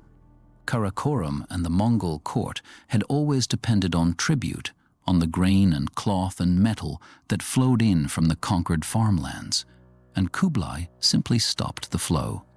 He closed the trade routes, embargoed the caravans, and let the steppe discover what its economy amounted to with the granaries of China shut against it. Through the winters of the civil war, food ran short in Mongolia, and men who had followed Arik Bokeh out of loyalty began to follow their stomachs instead. The bitterest blow came from a man Arik Bokeh had trusted. He sent a young prince named Hulagu to govern the Chagatai realm in Central Asia and to keep its revenues flowing north to the war effort. Hulagu took the treasury, built an army of his own, and then turned his back, keeping the wealth and cutting off the last source of supply Arik Bokeh possessed. The younger brother was left with the grasslands and nothing to feed them. One by one, Arik Bokeh's allies drifted away, and in 1264, the younger brother surrendered and was brought before Kublai in chains. The histories say that the two brothers faced each other in the Great Tent, the conqueror of China and the defender of the old homeland, and that Kublai wept. Then he asked, in front of the assembled commanders, which of the two of them had the better claim. His courtiers answered for him, as courtiers do, but the question hung in the air anyway. Kublai spared his life, as brothers do, and Arik Bokeh died shortly after, of illness or of something quieter. The accounts do not say. Kublai was Great Khan now, but the title had changed in the winning of it. The other Khanates, the Golden Horde in Russia, the Chagatai realm in Central Asia, the Ilkhanate of Hulagu in Persia, had watched the brothers fight, and they had drawn their own conclusions. They sent tribute and fine words, and they ruled their lands as they pleased. Nominally, there was still one Mongol Empire. Practically, there were four, held together by blood and memory and the ghost of an oath sworn on a riverbank long ago. Kublai Khan had won the title, but the empire he inherited was no longer the single thunderbolt his grandfather had forged. It was four kingdoms under one fading name, and the question of what the Mongols would become now rested, more than anywhere else, on the oldest prize of all, the complete conquest of China. Kublai Khan did not grow up in the grass. He was born in 1215, the year Zhongdu fell, and by the time he reached manhood, the empire already stretched across more of the world than any man could see in a lifetime. His mother, Sorghaghtani, had given him a Chinese tutor as a child, and something about that education took root. Of all the grandsons of Genghis Khan, Kublai was the one who looked at the settled world, at its cities and its granaries and its ancient bureaucracies, and saw not prey but possibility. His grandfather had conquered by horse. Kublai understood early that China could only be ruled by other means. The throne had not come to him cleanly. When Möngke died in 1259, Kublai and his younger brother Arik Bokeh had each claimed the title, and for 4 years the empire tore at itself, brother against brother, until Arik Bokeh surrendered in 1264 and Kublai stood alone. When he took the Great Khanate in 1264, he made a decision that shocked the old guard of the steppe. He moved the capital from Karakorum, the wind-scoured city in the Orkhon Valley, to the far edge of the empire, and he built a new city there. It was called Dadu, the great capital, on the site of the old Jin capital, and the world would come to know it as Khanbalik, the city of the Khan, and later as Beijing. It was an admission that the center of gravity had shifted. The empire of the horsemen now answered from behind walls. Kublai declared a new dynasty in 1271, and he chose its name from the oldest Chinese vocabulary of power, Yuan, meaning origin or beginning. He was careful to be many things to many people. To the Mongols, he was Great Khan, heir of the bloodline. To his Chinese subjects, he was Son of Heaven, emperor in the grand tradition, performing the rituals of the ancient court. To the merchants and ambassadors who came to his city from Persia and Venice and India, he was the richest man in the world. The north of the capital, on the edge of the grasslands, Kublai kept a second city, built for pleasure and for the memory of the old life. It was called Shangdu, the upper capital. And in the summer months, the court moved there to hunt and ride and live in the old fashion, in palaces set among lakes and gardens and a great park stocked with game. The city entered the European imagination long after Kublai was dead, through a few lines in a poem by an Englishman named Coleridge, who had never seen it and never would. In Xanadu did Kublai Khan a stately pleasure-dome decree. The poem was written in a dream, so the story goes, and its Xanadu is a fantasy built on travelers' tales. But the real Shangdu existed, And for a few months every year, the ruler of half the known world went there to remember that he was a horseman first. He needed to be all of them because his greatest project required it. The conquest of the song had begun under Möngke, and it would take another decade to finish because southern China was not like anything the Mongols had conquered before. The song controlled the great river systems, the Yangtze and the Han, and their cities were enormous and well-provisioned, their navies the most advanced on earth. The Mongols could win every open battle and still not hold the rivers. The decisive campaign centered on the twin fortress cities of Xiangyang and Fancheng, which guarded the Han River and with it, the road to the Yangtze. The siege lasted 5 years, from 1268 to 1273, and it forced the Mongols to become something new again. They brought in Muslim engineers who built counterweight trebuchets, machines that could throw stones heavy enough to crack the strongest walls. The 2 engineers had been sent from Persia by the Ilkhanate at Kublai's own request, and the Yuan records preserve their names, Ismail and Ala al-Din. The machines they raised on the riverbank worked by a different principle from anything the Chinese had built, a great weighted arm that swung and let go instead of 100 men hauling on ropes, and the stones they threw came down hard enough to flatten the towers of the city one after another. The Chinese called them Hui Hui Pao, the Muslim trebuchet, and the defenders could only watch the long arms rise and fall and count the blows. They built a fleet, crewed it with defectors, and cut the river supply lines. The blockade was not perfect. Once, in 1272, a relief force of 3,000 Song soldiers fought its way up the river on 100 boats and brought supplies into the starving city, and both of its commanders died in the attempt, and no second convoy ever got through.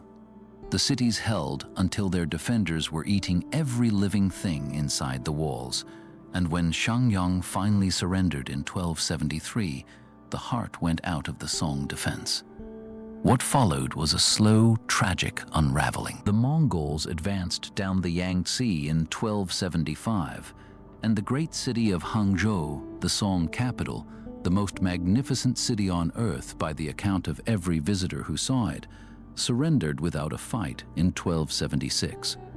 When Marco Polo reached it a few years later, he called it Kinsei, and he wrote that no city in the world could stand beside it. He counted 12,000 bridges, many of them arched high enough for a ship to pass beneath, and he described 10 great market squares ringed with shops and thronged with people from morning until night. The whole place was laced with canals so that goods and people moved by water, and a traveler could cross the city without ever setting foot on dry land. He wrote of pleasure boats and painted barges, of storehouses stacked with pepper and sugar, and of a royal palace left empty now, with its gardens and its 1,000 rooms. Even a man who exaggerated for a living seemed, for once, to be reaching for words. The Song court retreated south with the child emperor, and the war ended where such wars often end, at the sea. In 1279, at a naval battle in the straits off Yamen, the last Song fleet was destroyed, and the last child emperor drowned in the arms of his minister, who jumped into the sea with him rather than let him be captured. China was unified under Mongol rule for the first time in its history, and it would remain so for nearly a century. Governing China changed Kublai, and Kublai changed China. He rebuilt the Grand Canal to move grain from the south to his capital, because a city of hundreds of thousands could not feed itself from the dry north. The canal was a machine on a scale no European of the age could picture, a linked chain of waterways running from the rice fields of the south to the storehouses of the capital, and along its length, the grain barges moved in unbroken lines. Where a stretch had silted up or fallen into ruin, armies of laborers were set to dig it out again, and the traffic resumed. The capital ate because the canal never slept. A barge loaded with rice in the south might take weeks to reach the capital, moving through locks and past relay stations, and the men who worked it passed the freight onward without ever knowing whose table it would reach. He issued paper currency backed by the state, the first attempt at a unified paper money system in Chinese history, and for a while, it worked so well that visiting merchants could not believe it. The notes were printed on mulberry paper, stamped with the imperial seal, and the law made them legal tender everywhere, on pain of death for counterfeiting, a punishment the government enforced with real enthusiasm. Marco Polo described the process with the wonder of a man who had grown up carrying silver. The emperor, he wrote, could buy anything with paper, because the paper was accepted everywhere. Old notes were brought in and exchanged for fresh ones, and a merchant could settle a debt with a slip of paper lighter than a coin. The whole system rested on a discipline that the state enforced with the sword, but it also rested on something quieter, a habit of trust built up over years until a man would take paper for a horse and feel that he had been paid. It was the first time in history that a state the size of a continent had tried to make money out of trust, and the experiment outlived the dynasty because the idea traveled west with the very merchants who had watched it work. He promoted trade on a scale the Mongols had never attempted, and the ports of the south coast filled with ships from across the Asian seas. His court practiced a deliberate religious tolerance, listening to Buddhist monks, Taoist masters, Muslim scholars, and Nestorian Christians, and he kept advisors from every faith, playing them against each other with a ruler's suspicion. His favorite of them all was a young Tibetan lama named Phagpa, who became the Khan's spiritual teacher and, in time, the author of a new script designed to write every language of the empire, from Chinese to Mongol to Tibetan, in a single system of square letters. The script was elegant and short-lived, a beautiful machine that never quite caught on, but the gesture behind it says something about the man. Kublai wanted to write the whole world, the way he ruled the whole world, in one hand. He also drew a line through his own subjects that would never quite heal. The Yuan state ranked its people, Mongols at the top, then the Semu, the peoples of Central Asia and the West who had served the empire, then the northern Chinese, and at the bottom, the southerners of the conquered Song, whose loyalty was forever suspect. It was a system designed for control, not for love, and it worked in the way that such systems work. The empire ran, and its people learned to keep their heads down. And then, in the middle of all of it, arrived the most famous visitor in the history of travel. Marco Polo was a Venetian merchant, 17 years old, traveling with his father and uncle along the Silk Road.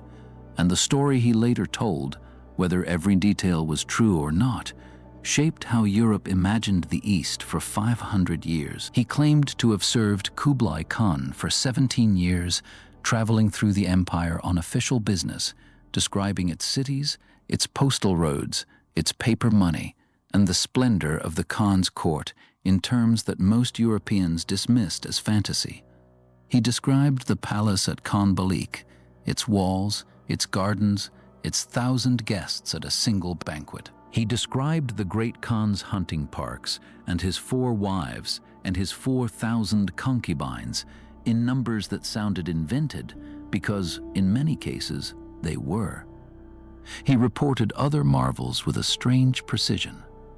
He described the rhinoceros of Sumatra as a unicorn, an ugly unicorn, a creature with the head of a pig and a horn on its nose that did not match the elegant beasts of European legend. And his disappointment is still audible in the text 7 centuries later. He described burning oil from a spring in the Caucasus, a black liquid that men used for lamps, in terms so precise that geologists have identified the field. He never mentioned tea or chopsticks or the Great Wall, omissions that have fueled arguments for 7 centuries. But his description of the postal system, the Yam, with its relay stations and its astonishing speed, matches the Chinese records almost exactly, and whatever else Polo invented, He had clearly seen the machinery of the empire up close. When he finally returned to Venice in 1295, after 24 years away, he was arrested in a war with Genoa and dictated his story to a fellow prisoner. The book became the most widely read travel account of the Middle Ages, and it planted a thought in the European mind that would eventually reshape the world. That beyond the horizon lay a civilization richer than anything in Christendom. For all Kublai's success on land, the sea punished him. Twice he sent armadas against Japan, and twice the sea destroyed them. The first expedition, in 1274, landed in Hakata Bay with perhaps 30,000 men and fought the samurai to a standstill before a storm scattered the fleet and forced a retreat. The second, in 1281, was the largest seaborne invasion attempted anywhere in the medieval world, a force that some accounts put at 140,000 men in thousands of ships, gathered from 2 different ports and converging on the Japanese islands. The Japanese had spent the years between the invasions building a great stone wall along Hakata Bay, and they fought the invaders on the beaches for weeks. That wall was the labor of years, a barricade of stone 2 or 3 meters high and miles long, raised by corvée work from across western Japan. It held the Mongols to the shoreline, where their horsemen had no room to move. The weeks between were not idle. The Japanese understood that they could not meet the invaders in open battle, and so they fought the war the sea allowed. Small boats slipped out at night with warriors who climbed aboard the anchored Mongol ships in the dark, cutting ropes and setting fires, and vanishing before the alarm could spread. The Mongols, so far from home, fought an enemy they could not bring to battle, and disease was spreading through the crowded fleet as the summer wore on. Men died of it in the thousands before any storm came, packed so tightly into the holds that sickness moved from ship to ship faster than any order. The dead went over the side, and the bay grew foul with the smell of an army already rotting from within. Then, in August, a typhoon came, a storm so vast and so precisely timed that the Japanese called it the kamikaze, the divine wind. It shattered the invasion fleet in the bay. Thousands of ships were lost, and tens of thousands of men drowned or were cut down on the beaches. The Mongols, who had never lost a war they chose to start, had been stopped by the ocean itself. Vietnam and Java went the same way, in smaller and less dramatic form.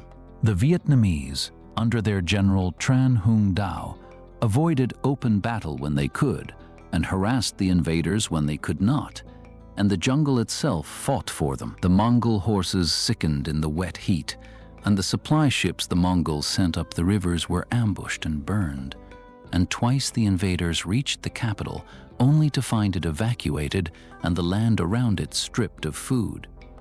The Mongols withdrew both times, and the Vietnamese recorded the general's advice to his men in a military manual that is still read today. If the enemy comes with fire, meet him with water, and if he is strong, be patient. It was, in its quiet way, the opposite of everything the empire stood for. The tropical south was not the steppe, and the Mongols' advantages, speed, mobility, open ground, evaporated in the jungles and the deltas. They burned cities and left, and the kingdoms returned. In Java, the same pattern repeated itself with a twist. The fleet Kublai sent in 1293 arrived to find the king it had come to punish already dead, and its commanders made an alliance with a local prince who used their army to win his war and then turned on them and drove them back to their ships. The empire had learned to cross oceans, but it had not learned to hold what lay on the other side. It was the first sustained lesson in the limits of the empire, and Kublai, an old man by then, absorbed it with poor grace. The end of his life was quieter than the middle. Much of that quiet was the loss of Chapi. She had been his chief wife and his steadiest counselor, a devout Buddhist and the mother of his heir. She had urged him to spare the conquered Song and to govern China through its own institutions rather than through the sword, and he had built much of his reign on her advice. And she was gone. There was no one left who could tell him he was wrong. His beloved wife Chabi died in 1281, the one person who had moderated his temper for 3 decades, and his heir, the crown prince Genghis, died 5 years later, leaving the succession to a grandson and a court full of scheming ministers. Kublai withdrew into drink and melancholy, his health failing, his body heavy with gout, and he died in February of 1294 in the palace he had built, without ever returning to the steppe of his grandfather. He was buried there, though, in the old country, in the way of his people, in a grave that has never been found. After Kublai, no great Khan would ever again command the obedience of all 4 Khanates. The title continued, passed from one Yuan emperor to the next, but it was a title without reach. Across the breadth of Asia, the Mongol world was quietly becoming many worlds, and each of them, in its own way, was beginning to fade. The end of the Mongol Empire was not a single event. It was a long dusk that lasted more than a century, and it fell at a different speed in each part of the world. In China, the Yuan dynasty began its decline almost immediately after Kublai's death. The emperors who followed him were, with rare exceptions, short-lived and weak, and the throne passed through a revolving door of sons and brothers, while the real power was traded among court factions. The paper money system, Kublai's great experiment, collapsed under its own weight because the government had discovered that it could simply print more money to pay its bills, and it printed until the currency was worth less than the paper it was stamped on. Then the Yellow River broke its banks on a scale not seen in centuries, flooding millions of acres of farmland, and the flood set loose its own chain of disasters. Grain shipments failed, famine spread. The state, which existed to move grain and maintain order, could no longer do either. The last of the Yuan emperors were a quiet tragedy. Kublai's grandson Temur held the realm together for more than a decade, but the men who followed him reigned briefly and died young, while ministers and dowager factions fought over the throne behind them. The Mongol garrisons settled into the land, married into it, and slowly forgot the discipline that had once carried them from the Pacific to the Danube. When the river flooded again and again through the 1340s, and the paper money turned worthless in the same decade, there was no longer a steppe army or a sound treasury to answer either disaster. And then came the plague. The great epidemic of the 14th century, the Black Death, moved along the trade routes the empire itself had opened, and China was among the first lands it struck. Millions died, in some regions more than half the population, and the connections between the Mongols and their subjects, already frayed, snapped entirely. In the 1350s, the rebellions began in earnest. The most dangerous of them was led by a movement called the Red Turbans, who mixed peasant desperation with religious prophecy, and out of their ranks rose a man whose story reads like the mirror image of Genghis Khan's. The Red Turbans preached that the age of the Mongols was ending, and that a new age, the Age of Light, was about to begin. And in a starving countryside, prophecy traveled faster than cavalry. Their first leader claimed descent from the old Song emperors and was crushed within a decade. His name was Han Shantong, and he preached that the Maitreya Buddha was coming to sweep the Mongols from the earth. When the authorities killed him, his followers placed his young son on a throne as the Little Ming King, a borrowed title the coming dynasty would later take for its own. The movement survived him, the way such movements do, by becoming bigger than any one leader.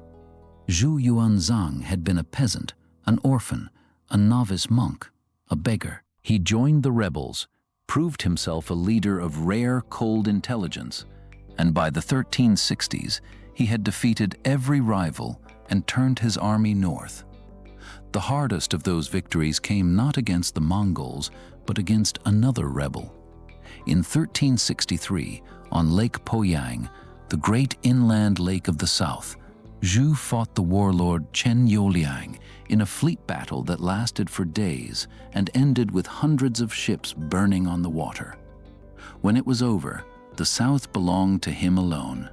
In 1368, his forces took Dadu, and the last Yuan emperor fled back to the steppe, carrying the name of the dynasty with him. He was Togun Temur, and he died on the steppe a few years later, without ever returning to the China he had lost. Zhu Yuanzhang declared a new dynasty, the Ming, and ruled China for 30 years as one of the most formidable men the country ever produced. The Mongols had conquered China in 3 generations. They lost it in 1. The story in Persia was different, quieter, and in its way more lasting.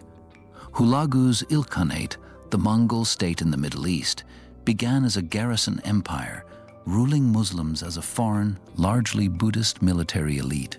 But ruling is a slow form of conversion. In 1295, the Ilkhan Ghazan formally converted to Islam, taking his court and his army with him, and the Ilkhanate became what its subjects had always wanted it to be, a Muslim kingdom. What followed was a brief golden age. Ghazan reformed the tax system, rebuilt the irrigation works his predecessors had destroyed, and commissioned his vizier, Rashid al-Din, to compose a universal history of the world, the Jami al-Tawarikh, a book so ambitious that it attempted to record the history of every people the Mongols knew, from the Franks to the Chinese, and to illustrate it in the workshops of Tabriz. Persian miniature painting reached its finest early flowering in those workshops, and the observatory at Maraghe, built under Hulagu, produced astronomical tables that were still consulted in Europe centuries later. The astronomer who directed Maraghe was Nasir al-Din al-Tusi, a Persian scholar of enormous range, and the tables his team compiled corrected the older Greek astronomy and passed through Arabic and Persian manuscripts into the libraries of Europe. Rashid al-Din himself came to a violent end, executed in 1318 on a charge of poisoning his master, a charge that was almost certainly court intrigue, for a man who wrote the history of the world had made enemies everywhere in it. Then the Ilkhanate ran out of heirs. When Abu Sa'id died without a successor in 1335, the state fragmented into a patchwork of successor kingdoms, and the line of Hulagu passed into history. Pieces carried Mongol names for a while, like the Jalayirids of Baghdad, but each soon melted into the Persian world around it. But the cultural bridge the Ilkhanate had built between the steppe and the civilization of Islam stayed standing. Timur would walk across it a generation later. In the west, the Golden Horde lasted longest of all, and its shadow over Russia was the deepest. The Horde's Khans had converted to Islam under Berke in the 1260s, and they ruled the Russian principalities from the steppe for more than 2 centuries, collecting tribute, arbitrating between princes, and granting the right to rule as a favor that could be withdrawn. The Yarlik, the patent of office, was the central instrument of that rule. A Russian prince who wanted his throne had to travel to Sarai, the Horde's capital on the lower Volga, to kneel before the Khan and receive the Yarlik from his hand. And the journey was itself a lesson in who was above whom. Princes spent months on the road, waited weeks for an audience, and returned with their authority renewed or, sometimes, with nothing. Moscow's princes understood the system better than anyone. They made themselves indispensable as tax collectors, and they used the Khan's favor to crush their rivals. And in the slow way of such things, the servant outgrew the master. The Russians called it the Tatar yoke, and it shaped the development of the Russian state in ways that are still debated. Moscow was a minor trading post when the Mongols arrived, and its princes prospered by becoming the Mongols' most reliable tax collectors, patiently accumulating the authority that tribute collection confers. The greatest of these collectors was Ivan I, known as Kalita, the money bag, who in the 1330s won from the Khan the right to gather the tribute of all the other Russian principalities himself. He skimmed a quiet fortune from the flow, bought up lands around his city, and kept the peace so well that men moved to Moscow simply to be left alone. The Orthodox Church, which the Mongols had sensibly exempted from tribute, lent its weight to the rising city as well, and the head of the Russian Church made his home there during those years, so that Moscow gathered money and blessing at once. In 1380, the Prince of Moscow, Dmitry, won a famous victory over a Mongol army at Kulikovo Field, the first real Russian victory over the horde, and although the Mongols sacked Moscow 2 years later in revenge, the direction of history had been set. The Khan who led that revenge was Toktamish, a man who had climbed to the throne of the horde with Timur's help and would later be destroyed by him. And the burning of Moscow in 1382 showed that the horde was still dangerous even as it began to come apart. The horde fragmented in the 15th century into the Khanates of Kazan, Astrakhan, Crimea, and Siberia, and Muscovy absorbed them one by one over the next 2 centuries. The last of them, the Crimean Khanate, outlived the others by centuries, protected by the Ottomans, and fell only in the 18th century to Catherine the Great. The final heir of the Mongol Empire in Europe vanished from the map in the Age of Enlightenment, almost 600 years after Genghis Khan first rode west. And then there was Timur, who came from the world between. Timur was born in the 1330s in Transoxiana, the old Chagatai realm in Central Asia, and he rose through the wreckage of the Khanates the way such men always rise, through war, treachery, and an absolute refusal to stop. He claimed no descent from Genghis Khan, since he had none, and instead married into the royal line and ruled through a puppet Khan, calling himself not emperor, but the sword of the dynasty. He spent his life on campaign, conquering Persia, crushing Delhi, defeating the Ottoman Sultan at Ankara, and taking him prisoner. And he did it all with armies organized in the Mongol manner and a cruelty that shocked even chroniclers hardened by the age. The sultan he captured was Bayezid, called the Thunderbolt, and the defeat threw the Ottoman lands into more than a decade of civil war among Bayezid's sons. In a single campaign, Timur had nearly unmade the empire that would one day take Constantinople. He built towers of skulls outside cities that resisted him, and he built Samarkand into one of the most beautiful cities on earth, hauling its craftsmen home from every land he ravaged. When he took Delhi in 1398, it is said he left the city so empty that for a time only the birds moved in its streets. The same man filled Samarkand with gardens and blue-tiled tombs, and after his death, his grandson Ulugh Beg raised there an observatory that measured the stars more exactly than any place on Earth until the telescope. Timur was the last great echo of the Mongol military tradition and also its distortion. He destroyed as the Mongols had destroyed, but he built almost nothing that lasted. When he died in 1405 on campaign against China, his empire fractured almost immediately. But his descendants, the Timurids, carried his bloodline into the future, and one of them, a prince named Babur, would found the Mughal Empire of India, a dynasty of Timurid and Chinggisid descent that ruled the subcontinent for 3 centuries and built the Taj Mahal. Babur was driven from his small inheritance in Fergana while still a boy, took Kabul as a refuge, and then in 1526 rode down from the mountains with a modest army and broke a far larger force at Panipat, fighting in the old steppe manner with cavalry and cannon together. His descendants sat on the peacock throne, and the empire they built still carried the habits of the northern riders. The blood of the steppe ran through half the thrones of Asia for 500 years after the empire itself was gone. But the deepest consequence of the Mongol Empire was not any throne or any dynasty. It was the opening of the world. In the century between 1250 and 1350, The four khanates, for all their rivalries, kept the roads open, and the period that historians call the Pax Mongolica did something that no empire had done before. It connected China and Europe in a single continuous system of trade, communication, and exchange. Goods moved across the entire landmass: silk and porcelain west, silver and glass east. Ideas moved with them. The exchange was not only in luxury goods.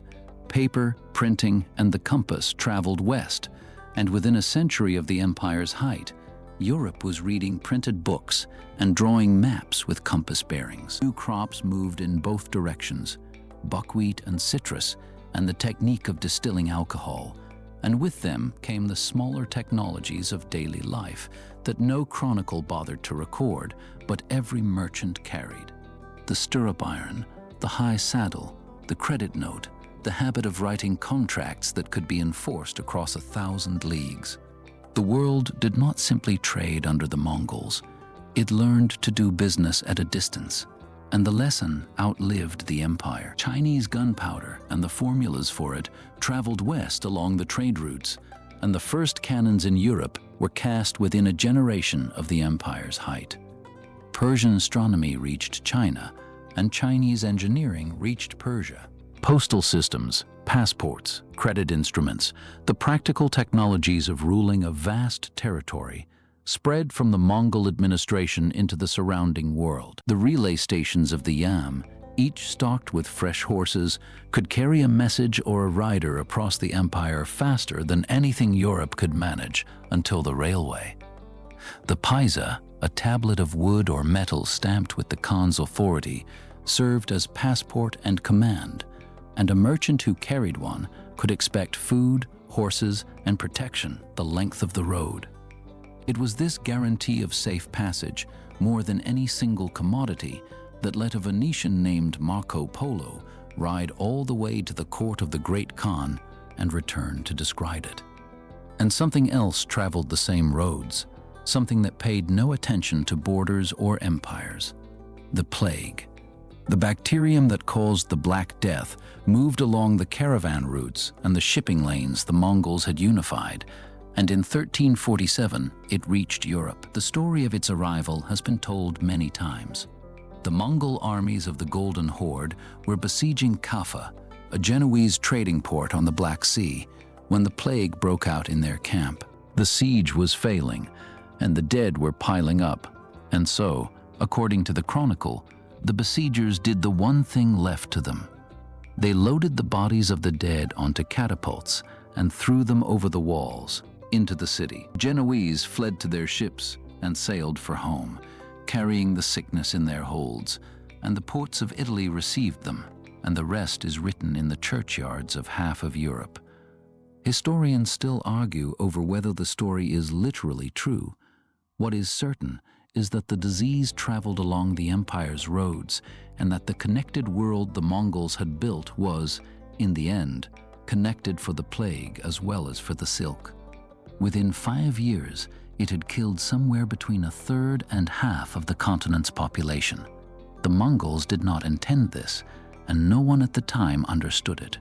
But it was the empire's last and most terrible gift to the world it had connected. The empire also left ideas that outlived the disease. The Mongol policy of religious tolerance, which allowed Buddhists, Muslims, Christians, and Taoists to live and worship in peace under one administration, was centuries ahead of its time, and it impressed every visitor who saw it. At the court of Möngke Khan in the 1250s, a European friar named William of Rubruck watched Buddhist, Muslim, and Christian holy men debate one another under the Khan's impartial eye, and he went home unsettled by a ruler who seemed to weigh every faith as equally, and perhaps equally doubtfully, true.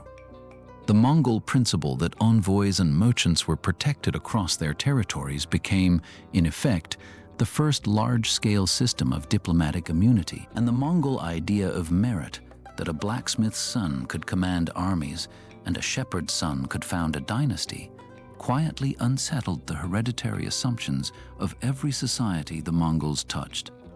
It is no accident that the most famous ruler to emerge from the wreckage of the empire, Zhu Yuanzhang, the beggar who founded the Ming, came from the very bottom of the world. The Mongols had shown, on a continental scale, that birth was not destiny. But the story does not quite end in 1368, because the Mongols never entirely left the stage.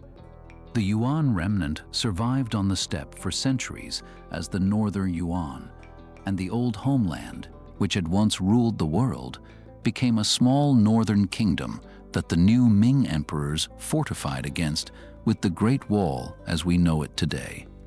The Mongols fought among themselves, as they always had, and then, in the 16th century, something new happened. Altan Khan, a descendant of Genghis Khan, invited a Tibetan lama named Sonam Gyatso to his court, and together they revived an old relationship between the steppe and the monasteries, and the lama received a title that echoes down to the present day, Dalai Lama, the Ocean of Wisdom. Sonam Gyatso was later counted as the third holder of that title, the line being reckoned back through his two predecessors in Tibet. The bond they renewed reached far back into the past, to the 13th century, when Kublai Khan had taken a Tibetan lama named Phagpa as his spiritual teacher and set him over the religious life of the empire. What began as a marriage of convenience between a conquering Khan and a monastery became the deepest faith of the steppe.